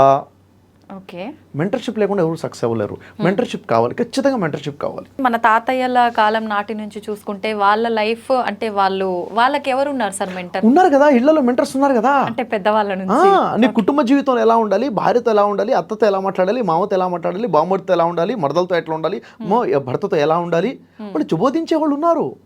వాళ్ళు మెంటర్షిప్ అంటే ప్రొఫెషనల్ గా పదాలు ఏం లేవు అక్కడ. అంటే లైఫ్ స్టైల్లోనే అన్ని మెలకువలు తెలిసిపోయాయి, అక్కడే తెలిసిపోయాయి ఎలా చేయాలి, ఎలా చేయకూడదు. అయితే అప్పుడు ఉన్న దానికన్నా ఇప్పుడు మనిషి గ్రో అవుతున్నాడు కదా. అవును, అప్పుడు డిగ్రీలో ఉన్న వ్యక్తికి ఉన్న స్టాండర్డ్ ఇప్పుడు 5th క్లాస్లో వచ్చేసింది కదా. ఇంత ఫాస్ట్గా ఉన్నప్పుడు మెంటర్షిప్ కూడా అంత ఫాస్ట్గా ఉండాలి కదా. ఉండాలి. ఓకే, అప్డేట్ అవుతున్న సమాజానికి మెంటర్ కావాలి కదా, మెంటర్ కూడా ఉండాలి. ఓకే, ఓన్లీ ఈ కాన్సెప్ట్ కోసమే నేను వర్క్షాప్స్ డిజైన్ చేశాను. బిజినెస్ చేసే వాళ్ళు 97% ఫెయిల్ అవుతున్నారు. అసలు ఎందుకు ఫెయిల్ అవుతున్నారు? మెంటర్షిప్ లేకపోవడం వల్ల. Business is science. ఆ సైన్స్ తెలియకుండా వ్యాపారం చేసిన ప్రతి ఒక్కరు ఫెయిల్ అవుతాడు. మరి అదృష్టం బాలేదంటాడు. అలా కాదు, నువ్వు సైన్స్ తెలుసుకోకుండా marketing is a science, sales is a science, team building is a science. అవునా? అంటే బిజినెస్లో ఉన్న ప్రతి భాగం కూడా ఒక సైన్సే. అకౌంట్స్ సైన్స్, ఆ సైన్స్ ప్రకారంగా మార్కెటింగ్ చేయాలి, సైన్స్ ప్రకారంగా సేల్స్ చేయాలి, సైన్స్ ప్రకారంగా అకౌంట్స్ మెయింటైన్ చేయాలి, సైన్స్ ప్రకారంగా మేనేజ్మెంట్ అనేది ఉండాలి, రీసెర్చ్ ఉండాలి. అది తెలియకుండా చేస్తున్నాం. కాబట్టి దాన్ని అది తెలియాలని చెప్పేసి బిజినెస్ డెవలప్మెంట్ వర్క్షాప్ అని ఆఫ్లైన్లో, గ్రో యువర్ బిజినెస్ అని ఆన్లైన్ వర్క్షాప్స్ నేను డిజైన్ చేసి పెట్టాను. ఇప్పుడు దాదాపుగా 1000కి పైగా వ్యాపారస్తులు ఇవి నేర్చుకుని వ్యాపారంలో సక్సెస్ అవుతున్నారు. అంటే గొప్ప స్థాయికి వెళ్తున్నారు, నెక్స్ట్ లెవెల్కి వెళ్ళగలుగుతున్నారు. ఇది ఉండి కూడా ఉపయోగించకపోతే మూర్ఖత్వం. అది ఉండి కూడా, అవునా లేదా? పర్సనల్ లైఫ్ విషయంలో చేంజ్ యువర్ ఫ్యూచర్ అని ఒక వర్క్షాప్ డిజైన్ చేసి పెట్టాం. ఇదేంటి, అసలు లైఫ్లో డిసిషన్స్ ఎలా తీసుకోవాలి, స్టూడెంట్ లైఫ్లో అయినా పర్సనల్ లైఫ్లో అయినా, అసలు ఎక్కడ మైండ్ సెట్ ఎలా పాజిటివ్గా ఉండాలి, దీనికోసం వర్క్షాప్. ఇంకా ఒక వ్యక్తి ఎక్కడ ఉన్నా అక్కడ లీడర్గా ఉండాలి, ఎక్కడ ఉన్నా అక్కడ నాయకుడు ఉండాలి, దానికోసం లీడర్షిప్ అనే ఒక వర్క్షాప్ ఉంది. డిఫరెంట్ వర్క్షాప్స్ ఆన్లైన్లో ఉన్నాయి, ఆఫ్లైన్లో ఉన్నాయి. ఇదేంటంటే మనిషికి గైడ్ చేయడం కోసం ఉపయోగపడతాయి. ఎందుకంటే నేను ఎప్పటి వరకు ఉంటానో నాకు తెలియదు, నేను ఉన్నా లేకపోయినా నా సమాజానికి ఏదైనా నేను ఇచ్చి వెళ్ళాలని చెప్పి వర్క్షాప్స్ డిజైన్ చేసి పెట్టాను. చాలామంది యూజ్ చేసుకుంటున్నారు దీని ద్వారా. అయితే సార్ చాలామంది అంటే వాళ్ళకు ఒక గోల్ అనేది ఉంటుంది అని చెప్తుంటారు. నీ గోల్ ఏంట్రా అంటే నేను పలానా అవ్వాలి అనుకుంటున్నాను, ఇది నా గోల్ అని చెప్పి. అసలు నిజంగా ఆ గోల్ని రీచ్ అయ్యే వాళ్ళు చాలా తక్కువ మంది ఉంటారు. ఆ గోల్ సెట్టింగ్ అనేది ఏ రకంగా ఉండాలి సార్? గోల్ని రీచ్ అయ్యే వాళ్ళు తక్కువ ఉంటారు అంటే ఒప్పుకోనండి. ఎందుకని సార్? ఎందుకంటే అసలు అది గోల్ కాదు కాబట్టి రీచ్ అవ్వట్లేదు. ఓకే, అది కేవలం వాళ్ళ డిజైర్ మాత్రమే. అంటే అది వాళ్ళ లక్ష్యం కాదు, అది వాళ్ళ కోరిక మాత్రమే కాబట్టి రీచ్ అవ్వట్లేదు. గోల్ అయితే లక్ష్యం అయితే రీచ్ అవుతారు. అవునా? 99% వాళ్ళకున్న కోరికలని, వాళ్ళకున్న డిజైర్స్నే వాళ్ళ లక్ష్యం అని, వాళ్ళ గోల్ అని అనుకుంటున్నారు, భ్రమలో ఉన్నారు అంతే. యాక్చువల్గా మనం ఏం చేయాలి, మనకున్న కోరికల్ని ఏం చేసుకోవాలి, లక్ష్యంగా మార్చుకోవాలి, మనకున్న డిజైర్ని గోల్గా మార్చుకోవాలి, గోల్ సెట్ చేసుకోవడం నేర్చుకోవాలి. ఏ రకంగా సార్? చూడండి, ఇప్పుడు ఉదాహరణకి మీరు ఏమవ్వాలనుకుంటున్నారని మిమ్మల్ని అడిగితే మీరేం చెప్తారు? వాట్ ఈస్ యువర్ గోల్ అంటే ఏం చెప్తారు మీరు? నేనున్న ఫీల్డ్లోనే ఒక మంచి పొజిషన్కి వెళ్ళాలి, ఒక మంచి పొజిషన్కి వెళ్ళాలి అన్నది డిజైర్. ఇది అంటే ఇది కోరిక. ఎందుకు గోల్ అనేది ఎలా ఉంటుందంటే, గోల్ షుడ్ బి స్మార్ట్ అంటాం. స్మార్ట్ అంటే SMART అంటాం. ఎస్ అంటే స్పెసిఫిక్గా ఉండాలి, ఖచ్చితత్వంగా ఉండాలి. నేను మంచి పొజిషన్లోకి వెళ్ళాలంటే ఖచ్చితంగా ఉందా? మంచి అంటే ఏంటి? దేన్ని మంచి అంటారు? 10 మంది గుర్తిస్తే మంచా, 1000 మంది గుర్తిస్తే మంచా, 1,00,000 మంది గుర్తిస్తే మంచా, ప్రతి వీడియో 1 మిలియన్ వస్తే మంచా, ప్రతి వీడియో వైరల్ అవుతుంటే మంచా, ఎక్కడికి వెళ్ళినా గుర్తుపడితే మంచి అంటే ఏంటి? డెఫినేషన్ ఏంటి? మీ ఆలోచన వేరు, నా ఆలోచన వేరు. కానీ మంచి అంటే మీరు ఖచ్చితంగా చెప్పగలగాలి, నేను ఇలాంటి ఈ స్థాయికి వెళ్ళాలి. స్పెసిఫిక్గా ఉంటే అది గోల్, స్పెసిఫిక్గా లేకపోతే అది కోరికే. Okay, yes. తర్వాత మీరు ఆ స్థాయికి ఎప్పటివరకు వెళ్ళాలనుకుంటున్నారు? ఏమనుకోలేదు అంటే అది కోరిక. Okay, goal should be smart కదా. స్మార్ట్లో టీ అనే ఉంటుంది. స్మార్ట్లో టీ అంటే టైం బౌండ్. ఖచ్చితంగా 3 నెలల్లో ఈ డేట్ వరకు నేను ఈ రేంజ్లో ఉండాలి, ఈ నెలలో ఈ సంవత్సరంలో ఈ డేట్ వరకు డెడ్ లైన్ ఉండాలి. డెడ్ లైన్ లేకుండా చేసే ప్రయాణం జరగదు అసలు. మీరు ఇప్పుడు వెళ్ళి కేరళ వెళ్ళి మొత్తం సైట్ సీన్స్ మొత్తం విజిట్ చేద్దాం అనుకున్నారు, లేదా కాశ్మీర్ వెళ్ళి మొత్తం చూద్దాం అనుకున్నారు, చాలా మంచి గ్రీనరీ వాటర్స్ ఉంటాయి, వెళ్దాం అనుకున్నారు, వెళ్దాం అనుకుంటుంటారు లైఫ్ లాంగ్. ఎప్పుడు వెళ్ళాలి అని డేట్ ఫిక్స్ చేసుకుంటే ఆ డేట్కి వెళ్ళిపోతారుగా. అవును. అలాగే మంచి పొజిషన్లో వెళ్ళాలి అన్నది, మంచి పొజిషన్ అంటే ఏంటో లైన్ కొట్టాలి, స్పెసిఫిక్గా ఉండాలి, ఎప్పటి వరకు వెళ్ళాలో కూడా లైన్ ఉండాలి, ప్లానింగ్ లేదు టైం బౌండ్, ఎప్పటి వరకు డేట్ అంటే నెక్స్ట్ ఇయర్ ఈ మంత్ ఈ డేట్ వరకు నా పేరు నా ఫేస్ 2 రాష్ట్రాలకు తెలిసి ఉండాలి. ఇదేంటిది? స్పెసిఫిక్గా ఉంది. ఎప్పటివరకు? నెక్స్ట్ ఇయర్ నెక్స్ట్ ఈ డేట్ వరకు టైం బౌండ్ అయిపోయింది. ఇప్పుడు వస్తుంది ఎలా. ఎలా దాన్ని వే అంటే రూట్ మ్యాప్ అంటాం. స్మార్ట్లో ఆర్ అనే అక్షరం ఉంది, ఆర్ అంటే రూట్ మ్యాప్. ఎలా వెళ్ళాలి? ఇప్పుడు మేము ఇక్కడ రావంటే మాకు లొకేషన్ పంపించారు, ఇక్కడ రండి అని చెప్పేసి. ఆ లొకేషన్ సరిగ్గా పంపించాలి మళ్ళీ, అవునా లేదా? అంటే మనం ఇచ్చే మ్యాప్ కూడా సరిగ్గా ఉండాలి, రూట్ మ్యాప్ సరిగ్గా ఉండాలి. ఇప్పుడు నేను నెక్స్ట్ ఇయర్ ఈ డేట్ వరకు నేను ఈ స్థాయికి వెళ్ళాలంటే ఏం చేస్తే వెళ్తాను, ఎలాంటి కంటెంట్ తీసుకోవాలి, ఎలాంటి ఇంటర్వ్యూస్ చేయాలి, ఎలాంటి టాపిక్ మీద నేను నాలెడ్జ్ గెయిన్ చేసుకోవాలి అన్నది రూట్ మ్యాప్ తీసుకోగలగాలి. ఎన్ని వీడియోస్ చేయాలి, క్వాంటిటీ ఏంటి, క్వాలిటీ ఏంటి, దీన్ని రూట్ మ్యాప్ అంటారు. ఇదంతా ముందు ఉండాలి. ముందుంటే దాన్ని ప్లానింగ్ అంటాం, దాన్ని గోల్ అంటాం. గోల్కి తగ్గట్టుగా జర్నీ స్టార్ట్ చేసుకోవాలి. ఓకే, దాన్ని ఏమంటాము? గోల్ అంటాము. కానీ గోల్ని రీచ్ అవ్వట్లేదండి అంటే కాదు, గోల్ కాదు, డిజైర్ని రీచ్ అవ్వట్లేదు మనం. అంటే గోలే లేదు లైఫ్లో ఫెయిల్ అయ్యే వాళ్ళు ఎందుకు ఫెయిల్ అవుతున్నారంటే లక్ష్యం ఉండి కాదు, లక్ష్యం లేకనే. అవునా కదా? నీకు అవును అనిపిస్తుందా కదా? అవును అనిపిస్తుంది సార్. లక్ష్యం అన్న భ్రమలో ఉంటున్నాం అంతే. లక్ష్యం అన్న భ్రమలో ఉన్నాం, మనకు లక్ష్యం లేదు. అందుకే నేను చెప్తుంది ఏంటంటే మన జీవితం ఒక సర్కిల్ నుంచి బయటికి రాకపోతే జీవితంలో మార్పు రాదు. సర్కిల్ని బయట అంటే జీవితంలో వదిలేసి బయట రావడం అంటే ఏంటి? వేరే వ్యక్తి సర్కిల్కి మనం వెళ్ళాలి. ఏ రకంగా సార్? ఇప్పుడు నా జీవితం అంటే నాకు సర్కిల్ ఉంది, నా అనుభవాలు. మీ జీవితం అంటే మీకు సర్కిల్ ఉంది, మీకు నా అనుభవం లేరు, నా అనుభవం లేరు. నాకు నేనుగా కాకుండా మీ నుంచి నేను నేర్చుకోవడం మొదలు పెట్టాలి. అంటే వేరే వ్యక్తి నుంచి నేర్చుకుంటే మీ సర్కిల్ కూడా నా సర్కిల్ అయిపోతుందిగా. అవునా కదా? కాబట్టి ఎవరితో నేర్చుకోవాలన్నది కూడా మనకు తెలియాలి, ఎక్కడ నేర్చుకోవాలన్నది కూడా తెలియాలి. దానికోసమే ఈరోజు ఒక మాస్టర్ మోటివేటర్ అనుకోండి, లైఫ్ కోచ్ అనుకోండి, ఆన్లైన్ వర్క్షాప్స్ 11 ఆన్లైన్ వర్క్షాప్స్ ఉన్నాయి. హ్యాపీ మ్యారీడ్ లైఫ్ అనే ఒక వర్క్షాప్ ఉంది, విన్నారా ఎప్పుడైనా? మ్యారేజ్ చేసుకునేదే సంతోషం కోసము, మ్యారేజ్కి వచ్చిన వాళ్ళందరూ అయిపోయిందిరా నీ జీవితం అని చెప్పి వెళ్తున్నారు. ఎందుకు? వాళ్ళు చేసుకున్నారు కాబట్టి. అంటే మ్యారేజ్ ఉంది తప్ప సంతోషం లేదన్న ఫీల్ అందరూ ఫిక్స్ అయిపోయారు. కానీ హ్యాపీ మ్యారేడ్ లైఫ్ ఎట్లా? దాని గురించి ఒక వర్క్షాప్ చేస్తాను, 3 hours వర్క్షాప్ ఉంది ఆన్లైన్లో, ఎవరైనా ఎప్పుడైనా అటెండ్ అవ్వచ్చు. అది అయిన తర్వాత లైఫ్లో ఏం కోల్పోయామో తెలుస్తుంది, ఆ క్షణం నుంచి లైఫ్లో హ్యాపీగా ఉండడం మొదలు పెట్టేస్తారు. ఎలా ఆలోచించాలో తెలుస్తుంది. నా భర్త మారాలి, అప్పటివరకు నా సంతోషం లేదనుకున్న వాళ్ళు సంతోషం మొదలైపోతుంది, భర్త మారిపోతాడు. వైఫ్ వర్క్షాప్ చూస్తే భర్త మారుతాడు, భర్త వర్క్షాప్ చూస్తే వైఫ్లో మార్పు వస్తుంది. అంత మ్యాజిక్గా ఉండండి వర్క్షాప్ అది. మరి అటెండ్ అవ్వాలవుద్దా? ఎవరు అటెండ్ అవ్వాలి?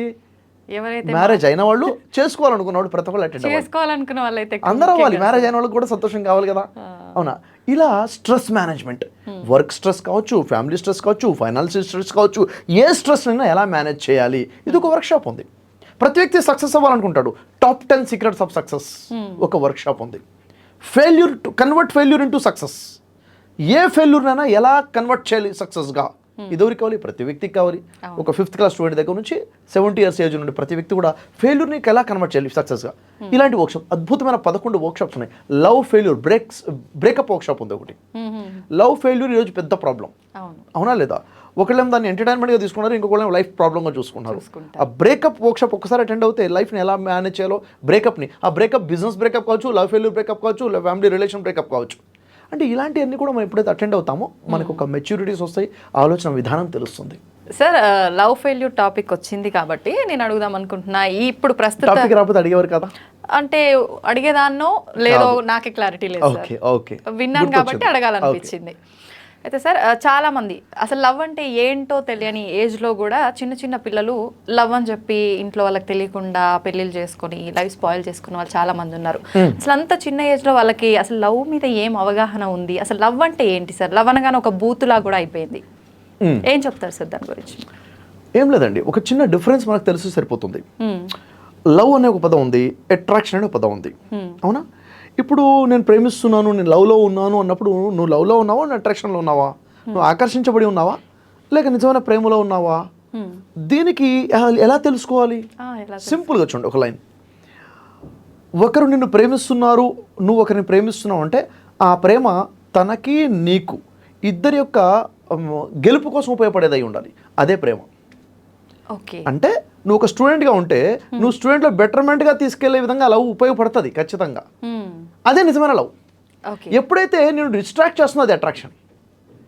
ఈ డిఫరెన్స్ నేను ఇవ్వాలనుకుంటున్నాను, ఇది ట్రూత్. ఇది మీరు ఉద్యోగం చేస్తున్నారు, లేకపోతే మీరు బిజినెస్లో ఉన్నారు, లేక మీరు చదువుకుంటున్నారు, నేను ప్రేమలో పడ్డాను అన్నప్పుడు అది ప్రేమన అట్రాక్షన్ అని తెలుసుకోవాలనుకుంటే అప్పటి నుంచి మీ చదువులు, మీ జాబ్ విషయాలు, మీ వ్యవహారాలు డెవలప్ అవుతున్నాయా, అది లవ్. లేదు అనుకుంటే అది అట్రాక్షనే. ఎందుకంటే నీ ఎదుటికున్నటువంటి అమ్మాయి కానీ అబ్బాయి కానీ నీ మంచి కోరుకుంటారు, నీ మంచి నీ ప్రొఫెషన్లో నీ లైఫ్లో ఉంది, ఇది ఎదిగేలా చేస్తున్నారంటే మిమ్మల్ని ప్రేమిస్తున్నారని, లేకపోతే అట్రాక్షన్ ఉందని వాడుకుంటారని అమ్మాయి కానీ అబ్బాయి కానీ. Okay, simple. ఇక్కడ అంటే దానికి ఎంత పెద్ద లెక్చర్ ఇస్తే అర్థం కాకపోవచ్చు. ఈ థంబ్ రూల్ పెట్టుకోండి, ఆ థంబ్ రూల్తో డిసైడ్ చేసుకోవద్దు అట్రాక్షన్ లవ్ అని చెప్పేసి. ఇప్పుడు నిజంగా మిమ్మల్ని ఒకళ్ళు ప్రేమిస్తున్నారు అనుకోండి, అతను మీ మంచి కోరుకుంటారా, చెడు కోరుకుంటారా? మంచి కోరుకోవాలి. తను ప్రేమిస్తున్నానని మీకు చెప్పినప్పటి నుంచి మీ లైఫ్లో డిస్టర్బెన్స్ మొదలైపోయింది, గ్రోత్ ఆగిపోయింది. అంటే నిజం ప్రేమ నాది కాదు, మిమ్మల్ని డిస్ట్రాయ్ చేస్తుంది. అది అట్రాక్షన్, అది టెంపరరీ, అది అర్థమైందా? కాబట్టి ఈ విధంగా డిసైడ్ చేసుకోండి అంటా నేను. దేనికైనా కాలం కలిసి రావాలి, మన ప్రయత్నం మనం చేసినా అని చెప్పి అంటుంటారు కదా సార్. ఇద్దరికి లవ్ ఉంది కానీ పరిస్థితుల ప్రభావం, ఆ ఎఫెక్ట్ పడి కూడా అట్లా డిస్టర్బ్ అయ్యే అవకాశం కూడా ఉంటుంది. ఇద్దరు ఒకరిని ఒకరు ఇష్టపడి కూడా బ్రేకప్ అంటున్నారా? చూడండి, విషయం ఏంటంటే ఒకటి లైఫ్లో ఏదైనా ఒకటి కావాలనుకుంటున్నారు, అది ఇది ఫ్యామిలీ లైఫ్లోకి వచ్చేస్తుంది, అంటే ఫ్యామిలీలో సెటప్ అవ్వాలనుకుంటున్నారు. ఇది ఒక గోల్ అయితే వాళ్ళకి దానికి తగ్గట్టుగా ప్లానింగ్ చేసుకోవాలి. వీళ్ళ పేరెంట్స్ ఏం కోరుకుంటున్నారు, వాళ్ళ పేరెంట్స్ ఏం కోరుకుంటున్నారు, వాళ్ళ పేరెంట్స్ ఎక్కడ అబ్జెక్ట్ చేస్తున్నారు, వీళ్ళ పేరెంట్స్ ఎక్కడ అబ్జెక్ట్ చేస్తున్నారు, వాళ్ళు ఎలా కన్విన్స్ చేయవచ్చు. అల్టిమేట్గా అమ్మాయి వాళ్ళ తల్లైనా అబ్బాయి వాళ్ళ తల్లైనా కోరుకునేది ఏంటంటే నా కొడుకు నా కూతురు సంతోషంగా ఉండాలి. అక్కడ సంతోషంగా ఉంటారో లేదో, రాంగ్ డిసిషన్ తీసుకున్నారేమో, తెలియనితనం కదా అన్న ఆలోచనలో వాళ్ళు ఉన్నారు. ఇది తెలియనితనం కాదు, మాకు కూడా ఒక అవగాహన ఉంది అని నోటి మాటలతో కాకుండా జీవితంలో చుంచగలగాలి. నువ్వు ఒక స్టూడెంట్గా ఉండి ఒకరిని ప్రేమిస్తున్నావు, నువ్వు ఎడ్యుకేషన్లో డిస్టర్బ్ అయిపోతే నీ మాట వినరంగా అసలు. నువ్వు ఎడ్యుకేషన్ ఇంకా బెటర్మెంట్ చూంచు, అప్పుడు నీ మాటకు వాల్యూ ఉంది.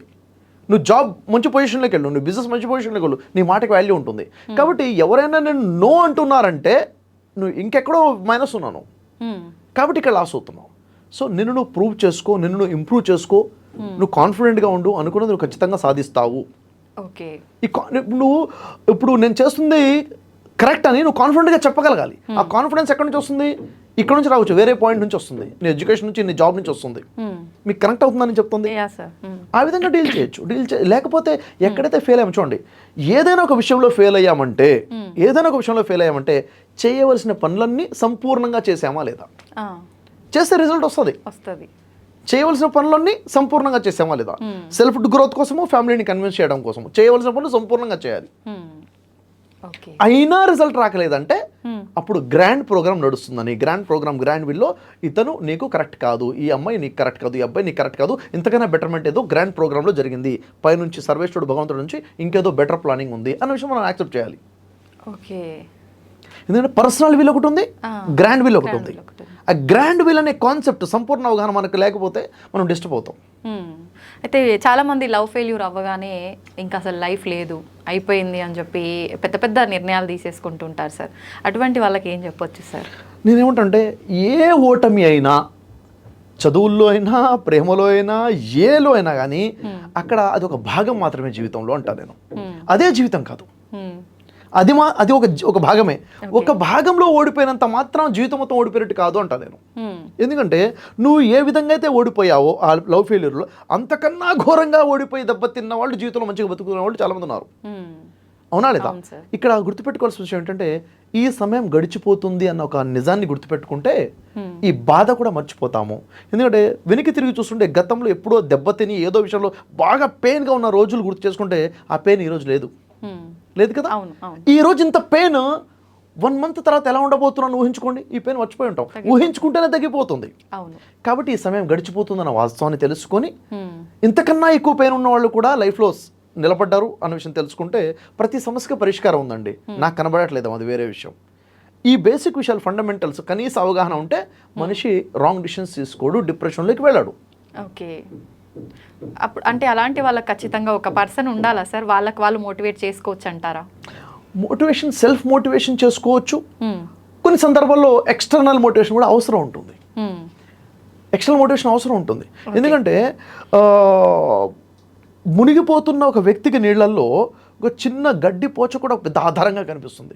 ఎక్స్టర్నల్ కావాలి.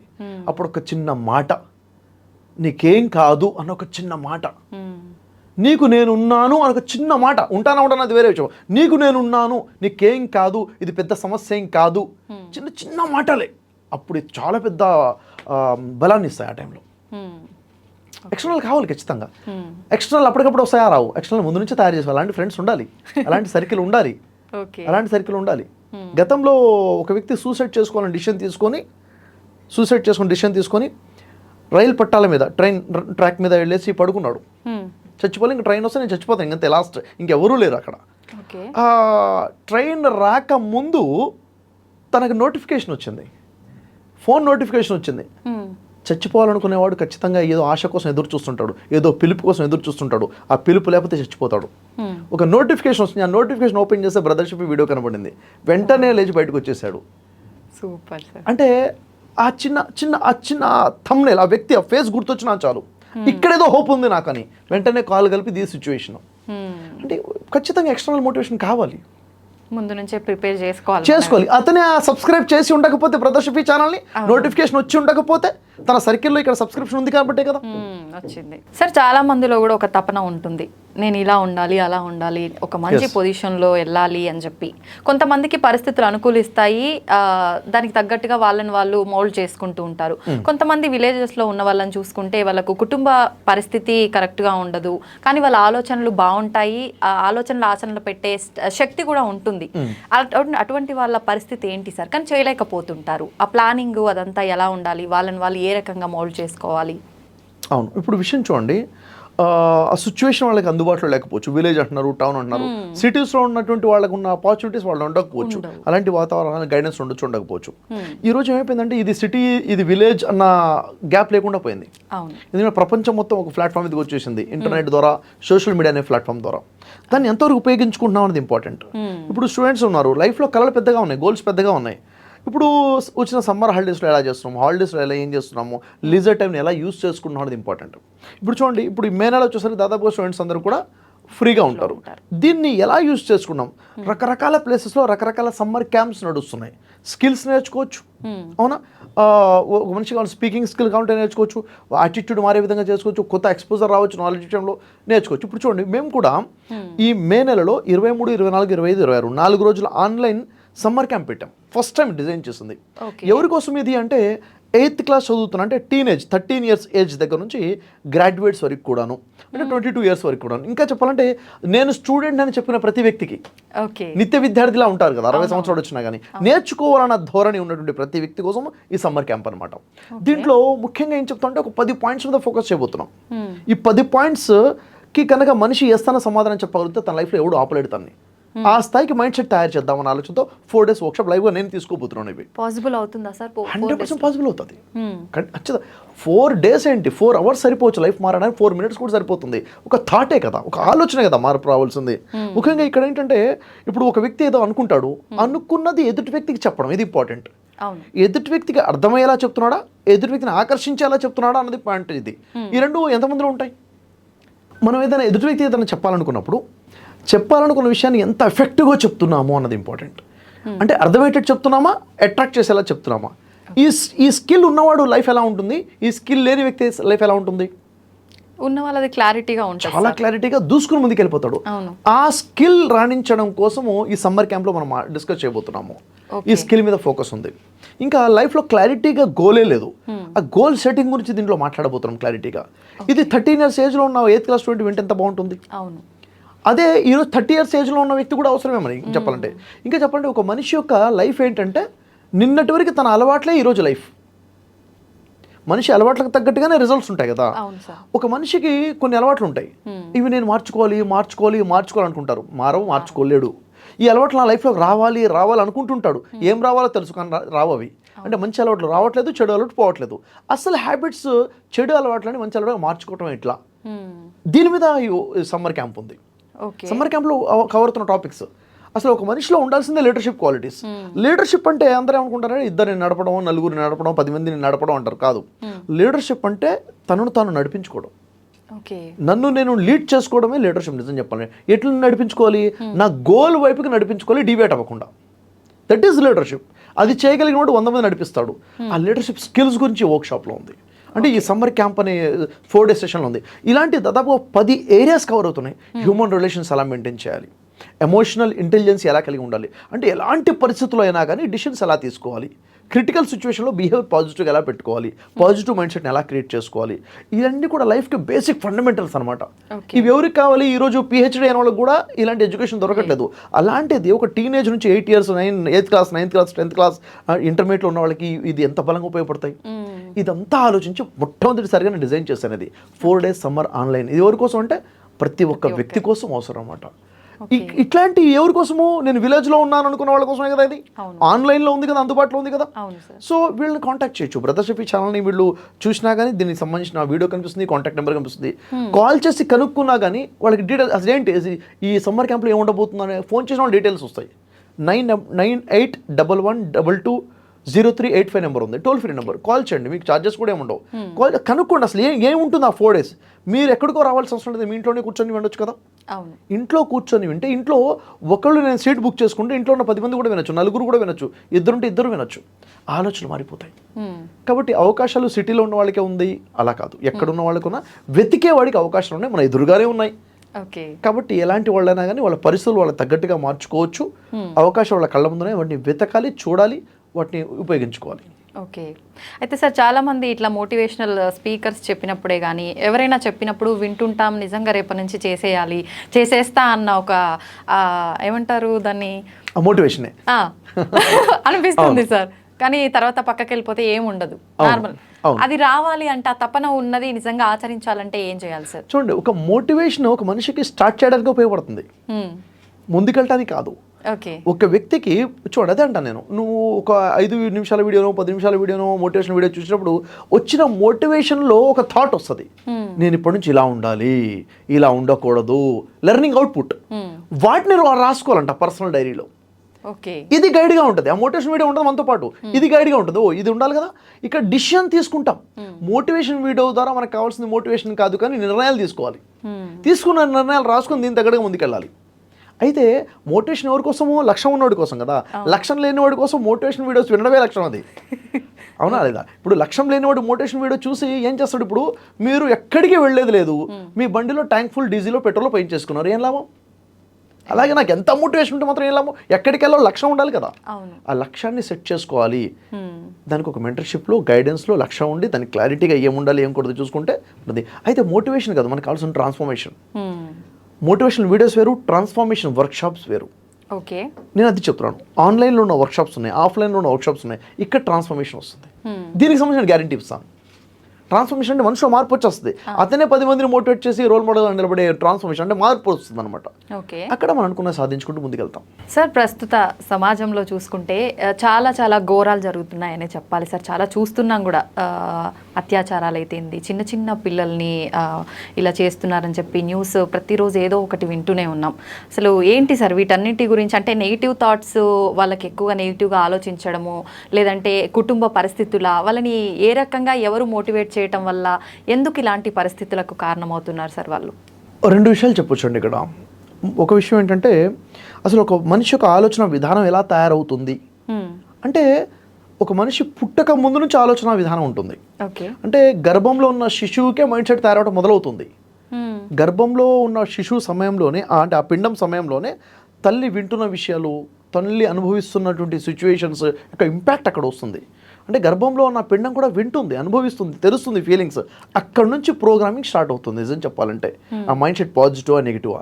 ఆ తర్వాత పుట్టిన 5 సంవత్సరాల వరకు మనిషికి ఏమీ తెలియదు అంటాం. అక్కడ ప్రోగ్రామింగ్ అయ్యేదే 5 years. అప్పటి వరకు తన చుట్టూ ఉన్న వాతావరణం, తను వింటున్న విషయాలు, చూస్తున్న విషయాలు, అక్కడ ఉన్నటువంటి పాజిటివ్ నెగిటివ్ వైబ్రేషన్స్, తల్లి మీద వచ్చే ప్రభావాలు ట్రాన్స్ఫార్మ్ అవటం, ఇదంతా 5 సంవత్సరాల నుంచి ఇంకా డైరెక్ట్గా వింటం, చూడటం, గ్రహించడం మొదలైపోతుంది. ఇదంతా ప్రోగ్రామింగ్ అనమాట.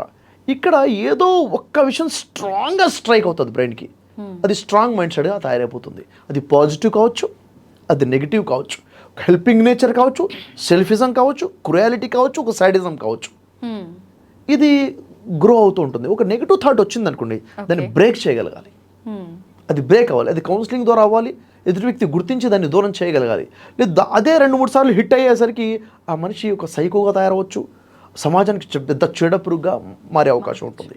ఉదాహరణకి చిన్న పిల్లలు అత్యాచారం చేసే సిచ్యువేషన్స్ ఉన్నాయి. నిజంగా చెప్పాలంటే అది ఒక రకమైనటువంటి డిసీజ్. అది ఒక రకమైన డిసీజ్. అది సడన్గా వచ్చింది కాదు, అది ఆ విధంగా మైండ్ ప్యాటర్న్ తయారైంది ఆ విధంగా. ఇప్పుడు ఆ విధంగా ఆ పని చేసే వ్యక్తి ముందు ఒక అందమైన అమ్మాయి ఉంటే తనకు ఆ ఫీలింగ్స్ రాకపోవచ్చు, సెక్చువల్ ఫీలింగ్స్. చిన్న అమ్మాయి కనిపిస్తున్న వాడి ఫీలింగ్స్ వస్తాయి. అలా ప్యాటర్న్ తయారై ఉంది. ఇప్పుడు నిజంగా చెప్పాలంటే అలాంటి వ్యక్తి సమాజంలో ఉంటే చాలా పెద్ద థ్రెట్. అది చాలా. NLP ద్వారా తన ప్రోగ్రామింగ్ బ్రేక్ చేయాలి, దానికి తగ్గ పనిష్మెంట్ ఉండాలి, దానికి తగ్గ రిస్ట్రిక్షన్స్ ఉండాలి. సమాజంలో వదిలితే మాత్రం చాలా డేంజర్.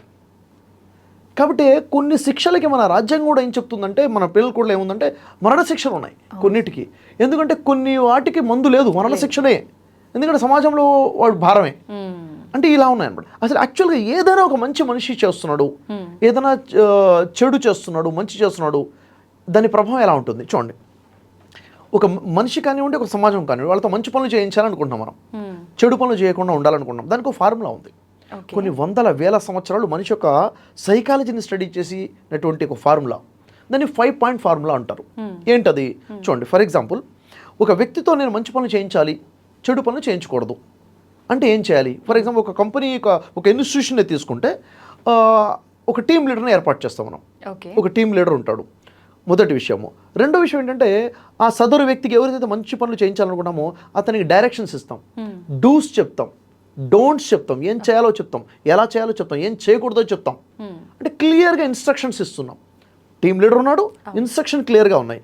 తర్వాత థర్డ్ పాయింట్ ఏంటంటే, అతను మంచి పని కనుక చేస్తూ ఉంటే అతని మీద నిఘా ఉండాలి. మళ్ళీ మూడో పాయింట్ ఏంటంటే, అతని మీద నిఘా, అతను ఏం చేస్తున్నాడు, ఏం చేయట్లేదు, ప్రతిదీ కూడా నిఘా పెట్టాలి. మూడో పాయింట్, నిఘా కూడా పెడతాం. నాలుగో పాయింట్ అంటే, అతని కనుక మంచి పని చేస్తే అప్రిషియేట్ చేస్తాం, అప్రిసియేషన్ ఇస్తాం, ఇంక్రిమెంట్స్ ఇస్తాం, అవార్డ్స్ ఇస్తాం, రివార్డ్స్ ఇస్తాం, మోటివేషన్. అది అతను కనుక తప్పు చేస్తే తనకి పనిష్మెంట్ ఉంటుంది, డిమోషన్స్ ఉంటాయి, శిక్ష ఇవి ఉంటాయి అన్నమాట, పనిష్మెంట్స్. ఈ 5 point ఫార్ములా అంటామండి. Team leader, clear directions, instructions, నిఘా, వారికి అప్రిసియేషన్ ఉంటుంది, పనిష్మెంట్స్ ఉంటాయి. ఇది సైకలాజికల్గా మనిషి తయారు చేసింది. చిన్న స్కూల్లో అయినా, కాలేజీలోనా, ఇన్స్టిట్యూషన్లో, కార్పొరేట్ కంపెనీలోనా, అమెరికా నుంచి ఇండియా దాకా ఎక్కడైనా కానీ ఇదే సిస్టమ్ ఉంది. అవునా లేదా? ఇది సైకాలజీ బేస్ చేసుకొని వచ్చింది. ఇదే ఫర్ ఎగ్జాంపుల్ చూడండి, మన ఇండియా అనేది ఒక ఇన్స్టిట్యూషన్ అనుకుంటే, ఇండియా అనేది ఒక దేశం, ఒక ఇన్స్టిట్యూషన్. ఇక్కడ కూడా ఈ ఫార్ములా ఉంది చూడండి, 5 point ఫార్ములా ఉంది. ఒక లీడర్ ఉండాలి అంటే ప్రభుత్వం, అవునా లేదా? మనుషులు గైడెన్స్ ఉండాలి అంటే రాజ్యాంగం ఉంది, రాజ్యాంగంలో డూస్ అండ్ డోంట్స్ ఉన్నాయి. నిఘా వ్యవస్థ, పోలీస్ వ్యవస్థ ఉంది, నిఘా వ్యవస్థ ఉంది.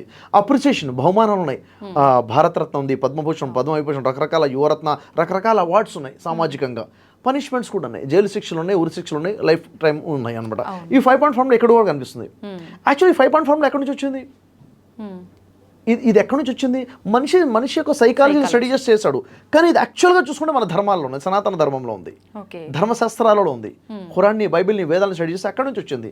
అక్కడేం చెప్తున్నారు? ఈ సమస్తాన్ని సృష్టించిన ఒక భగవంతుడు ఉన్నాడు. టీమ్ లీడర్ అంటున్నాం మనం ఇక్కడ. సర్వేశ్వరుడు ఉన్నాడు, ఆ అక్షర పరబ్రహ్మ ఉన్నాడు.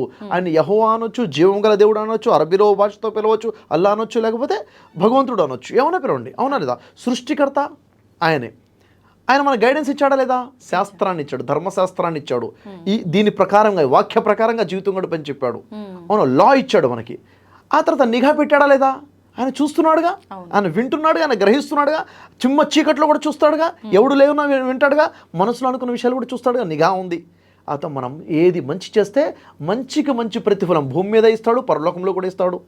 చెడు చేస్తే ఇక్కడ పనిష్మెంట్ ఉంటుంది, పరలోకంలో పనిష్మెంట్ ఉంటుంది, స్ట్రాంగ్ పనిష్మెంట్ ఉంటుంది, గొప్ప బహుమానం కూడా ఉంటుంది. 5 పాయింట్ ఫార్ములా. ఇది స్ట్రాంగ్గా ధర్మాన్ని మనం బోధించగలిగితే మనిషిలో మార్పు వస్తుంది. అవునా కదా? అంటే ప్రాబ్లం ఎక్కడి నుంచి మొదలైంది? మనం ఎప్పుడైతే మన ధర్మాన్ని వదిలేసామో అక్కడ ప్రాబ్లం. అందుకే ధర్మ ఏవా హత్తి అంటారు. నువ్వు ధర్మాన్ని హతమారుస్తే ఆ ధర్మం నిన్ను హతమారుస్తుంది. ధర్మో రక్షతి రక్షిత. నువ్వు ధర్మాన్ని కాపాడితే ధర్మమే నిన్ను కాపాడుతుంది. ధర్మాన్ని కాపాడటం అంటే ఏంటి? ధర్మశాస్త్రంలో బోధించిన బోధనలను మనం కాపాడాలి, ఆచరించాలి. ఎప్పుడైతే వాడిని పక్కన పెట్టేసామో నువ్వు నాశనం అయిపోతావు. అవునా? ఎప్పుడైతే ధర్మాన్ని అర్థం చేసుకొని ఆచరించుకుంటూ సమాజాన్ని బోధిస్తామో ఆ ధర్మం కాపాడుతుంది. ఆ ధర్మం చెప్తుందే ప్రతిదీ కూడా కౌంటబుల్గా ఉంది, ప్రతిదీ లెక్క చేయబడుతుంది, ప్రతిదీ చూడబడుతుంది, ప్రతిదానికి సమాధానం చెప్పాల్సి ఉంది. ఈ జీవితమే శాశ్వతం కాదు. ఇక్కడ నాకు అధికారం ఉంది, ఏమైనా చేస్తాను, అధికారం ఎప్పుడూ ఉండదు, చనిపోతాను, సమాధానం చెప్పాల్సిన అవసరం ఉంది. ఇది వస్తే మనిషి భయపడతాడుగా, ఖచ్చితంగా ఆ భయం రావాలి. మంచి చేసేటప్పుడు ఉత్సాహంగా చేయాలి, నాకు బహుమానం ఉందని. చెడు చేసే నేను మీకు ఏమైనా మోసం చేశాను అనుకోండి, నేను మీకు ఏమైనా మోసం చేస్తే అప్పుడు మీరు పడ్డ బాధ, మీ ఆవేదన ఏదైతుందో ఆ ఆవేదనకు తగ్గట్టుగా శిక్ష ఉంటుంది. ఓకే, ఫర్ ఎగ్జాంపుల్ ఒక ఉదాహరణ చెప్తాను. భౌతికపరమైన శిక్షలు ఎలా ఉంటాయి అంటే, ఇప్పుడు ఈ కోర్టు ఉంది, కోర్టు ఎలాంటి శిక్ష వస్తుంది? మీ దగ్గర నుంచి ఒక వ్యక్తి ఒక ₹1,00,000 దొంగతనం చేసేసాడు అనుకోండి. కోర్టు తీర్పు ఏం చేస్తుంది? ₹1,00,000 నీకు ఇప్పించేస్తుందేమో, మళ్ళీ తిరిగి మీకు ఇప్పించేస్తుందేమో ₹1,00,000. అవునా లేదా? ఇది కాదు. అసలు ₹1,00,000 మీ దగ్గర నుంచి దొంగతనం జరిగినప్పుడు మీరు పడ్డ వేదన ఏంటి, మీకు జరిగిన నష్టం ఏంటి, అప్పుడు మీ ఫీలింగ్స్ ఏంటి, దానికి తగ్గట్టుగా శిక్ష విధించడం ఆధ్యాత్మికంగా చెప్తుంది పరలోకంలో. ఎలా? పెద్ద కోటేశ్వరుడి దగ్గర ₹1,00,000 దొంగతనం జరిగితే ఇంపాక్ట్ ఏంటి? కూతురు పెళ్లి కోసం లేక ఎక్కడో అప్పు తెచ్చుకున్న ₹1,00,000 దొంగతనం జరిగితే ఇంపాక్ట్ ఏంటి? ఎంత పెద్ద ఇంపాక్ట్ ఉంది కదా. కానీ భౌతికంగా ఏం చూస్తుంది మనం? ఇక్కడ ₹1,00,000 తిరిగి ఇచ్చేసి వీడికైనా అది కాదు. అక్కడ పడ్డ వేదన ఏంటి, అక్కడ పడ్డటువంటి బాధ ఏంటి, దాని ఇంపాక్ట్ ఏంటి, దానికి తగ్గట్టుగా ఇక్కడ శిక్ష ఉండాలి కదా. అవును సార్. నేను మీకు నష్టం చేస్తే దానికన్నా ఎక్కువగా నాకు నష్టం జరుగుతుందని నేను ఎప్పుడైతే నమ్ముతానో నేను భయపడతాను కదా. ఖచ్చితంగా. ఇది ఎక్కడుంది? మన సనాతన ధర్మాల్లో, మన ధర్మంలో చెప్పబడింది. అది మనం వదిలేసాం కదా. ధర్మాన్ని వదిలేస్తే ధర్మం నిన్ను వదిలేసింది, ధర్మాన్ని నువ్వు రక్షిస్తే ధర్మం నిన్ను రక్షిస్తుంది. అవునా కదా? కాబట్టి మనం ఖచ్చితంగా మనం కరెక్షన్ చేసుకోవాలి. సమాజం ఇప్పుడు ఏమైపోయిందంటే, వాడెవడో మా పక్కింటోడు బాగలేడు, వాళ్ళ అబ్బాయి చెడిపోయాడు, నాకేంటి? వాళ్ళ అబ్బాయి చెడిపోయి క్రైమ్ వాళ్ళ ఇంట్లో చేయడు, మా ఇంట్లో చేస్తాడు. అవును. వాడెవడో చెడిపోయాడు, నాకెందుకులే అంటే, చెడిపోయిన వాడి వల్ల నష్టం నీకే జరిగింది, వాళ్ళ ఇంట్లో జరగకపోవచ్చు. కాబట్టి సమాజం కుటుంబం అనుకోవాలి, దేశమే కుటుంబం అనుకోవాలి. అనుకొని మన బాధ్యతగా మనం ప్రవర్తిస్తే ఖచ్చితంగా మనం చేతనైనంతగా మనం సమాజాన్ని మార్చే ప్రయత్నం, మనం మార్చుకునే ప్రయత్నం చేయాలి. అవును సార్, ఖచ్చితంగా అట్లాంటి మార్పు జరగాలి సార్. జరుగుతుందంటారా? జరగాలి, జరుగుతుంది కూడా, చేయాలి కూడా. మనం అంటే ఎప్పటివరకు ఈ కమ్యూనల్ వ్యక్తులు పోవాలి సమాజం నుంచి. Communal Hindu, communal Christian, communal Muslim ఉండకూడదు, మత పిచ్చి ఉండకూడదు. అవునా? కామన్గా ఉన్న వాళ్ళు ఏమవ్వాలి? స్పిరిచువల్గా మారాలి, గ్రంథపరంగా మారాలి. వైదిక హిందువులు కావాలి ఇప్పుడు, అవునా? వైదికులు కావాలి, అవునా? బైబిల్ క్రిస్టియన్స్ కావాలి, ఖురానిక్ ముస్లిమ్స్ కావాలి. ఈ మత ఛాందసవాదులు వద్దు ఇక్కడ కూడా, ఏ వర్గంలో కూడాను. వీళ్ళు అలా మారాలి. నిజంగా చాలా మంచి విషయాలు తెలియజేశారు సార్. వింటుంటే అనిపిస్తుంది పెద్దవాళ్ళు కొన్ని మన పురాతన కాలం నాటి గ్రంథాల్లో ఉన్న మాటలు ఇవి అన్నట్టుగా చెప్తుంటే కొట్టి పారేస్తుంటాము. అవన్నీ నిజంగా నిజం అని మనం లైఫ్ వెళ్ళే కొద్దీ తెలుస్తుంది. మీ మాటల ద్వారా ఇవి నిజంగా నిజం అని ఒక క్లారిటీ వచ్చేస్తుంది సార్. వాస్తవం అండి. ఎందుకంటే పుట్టించిన దేవుడు మనుషుల్ని పుట్టించి వదిలేయలేదు, వాళ్ళ గైడెన్స్ ఇచ్చాడు, శాస్త్రాన్ని ఇచ్చాడు.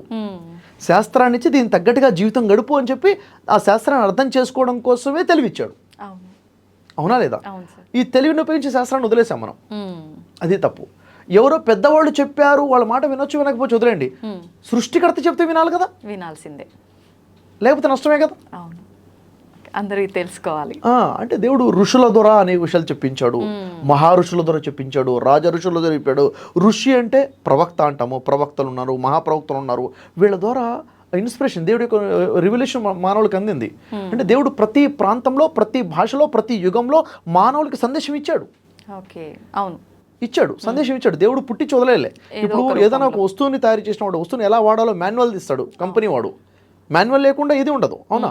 అలాగే ఇప్పుడు మన చేతిలో ఉన్న ఫోన్ ఉంది, ఫోన్ ఎలా వాడాలి? మాన్యువల్ ఉంటుంది. అలాగే జీవితాన్ని ఇచ్చినటువంటి దేవుడు కూడా జీవితానికి మాన్యువల్ ఇచ్చాడు, శాస్త్రాన్ని ఇచ్చాడు. మనం దాన్ని వదిలేసాం, అవును, తప్పు చేసాం. దానికి అదొక్కటి గుర్తు పెట్టుకుంటే ఆ పాయింట్ని ఖచ్చితంగా ధర్మ మార్గంలో నడుస్తాము, అంత పాజిటివ్ వేలో ఉంటుంది. మన పర్సనల్ విల్ ఒకటి అయితే గ్రాండ్ విల్ ఒకటి ఉంటుంది, ఆ దేవుడి వైపు నుంచి ఒకటి ఉంటుంది. అది కూడా మనం గుర్తుపెట్టుకొని ముందుకెళ్ళాలి. Thank you sir, thank you very much. మిమ్మల్ని కలిసినందుకు నాకు చాలా చాలా సంతోషంగా ఉంది సార్. Thank you.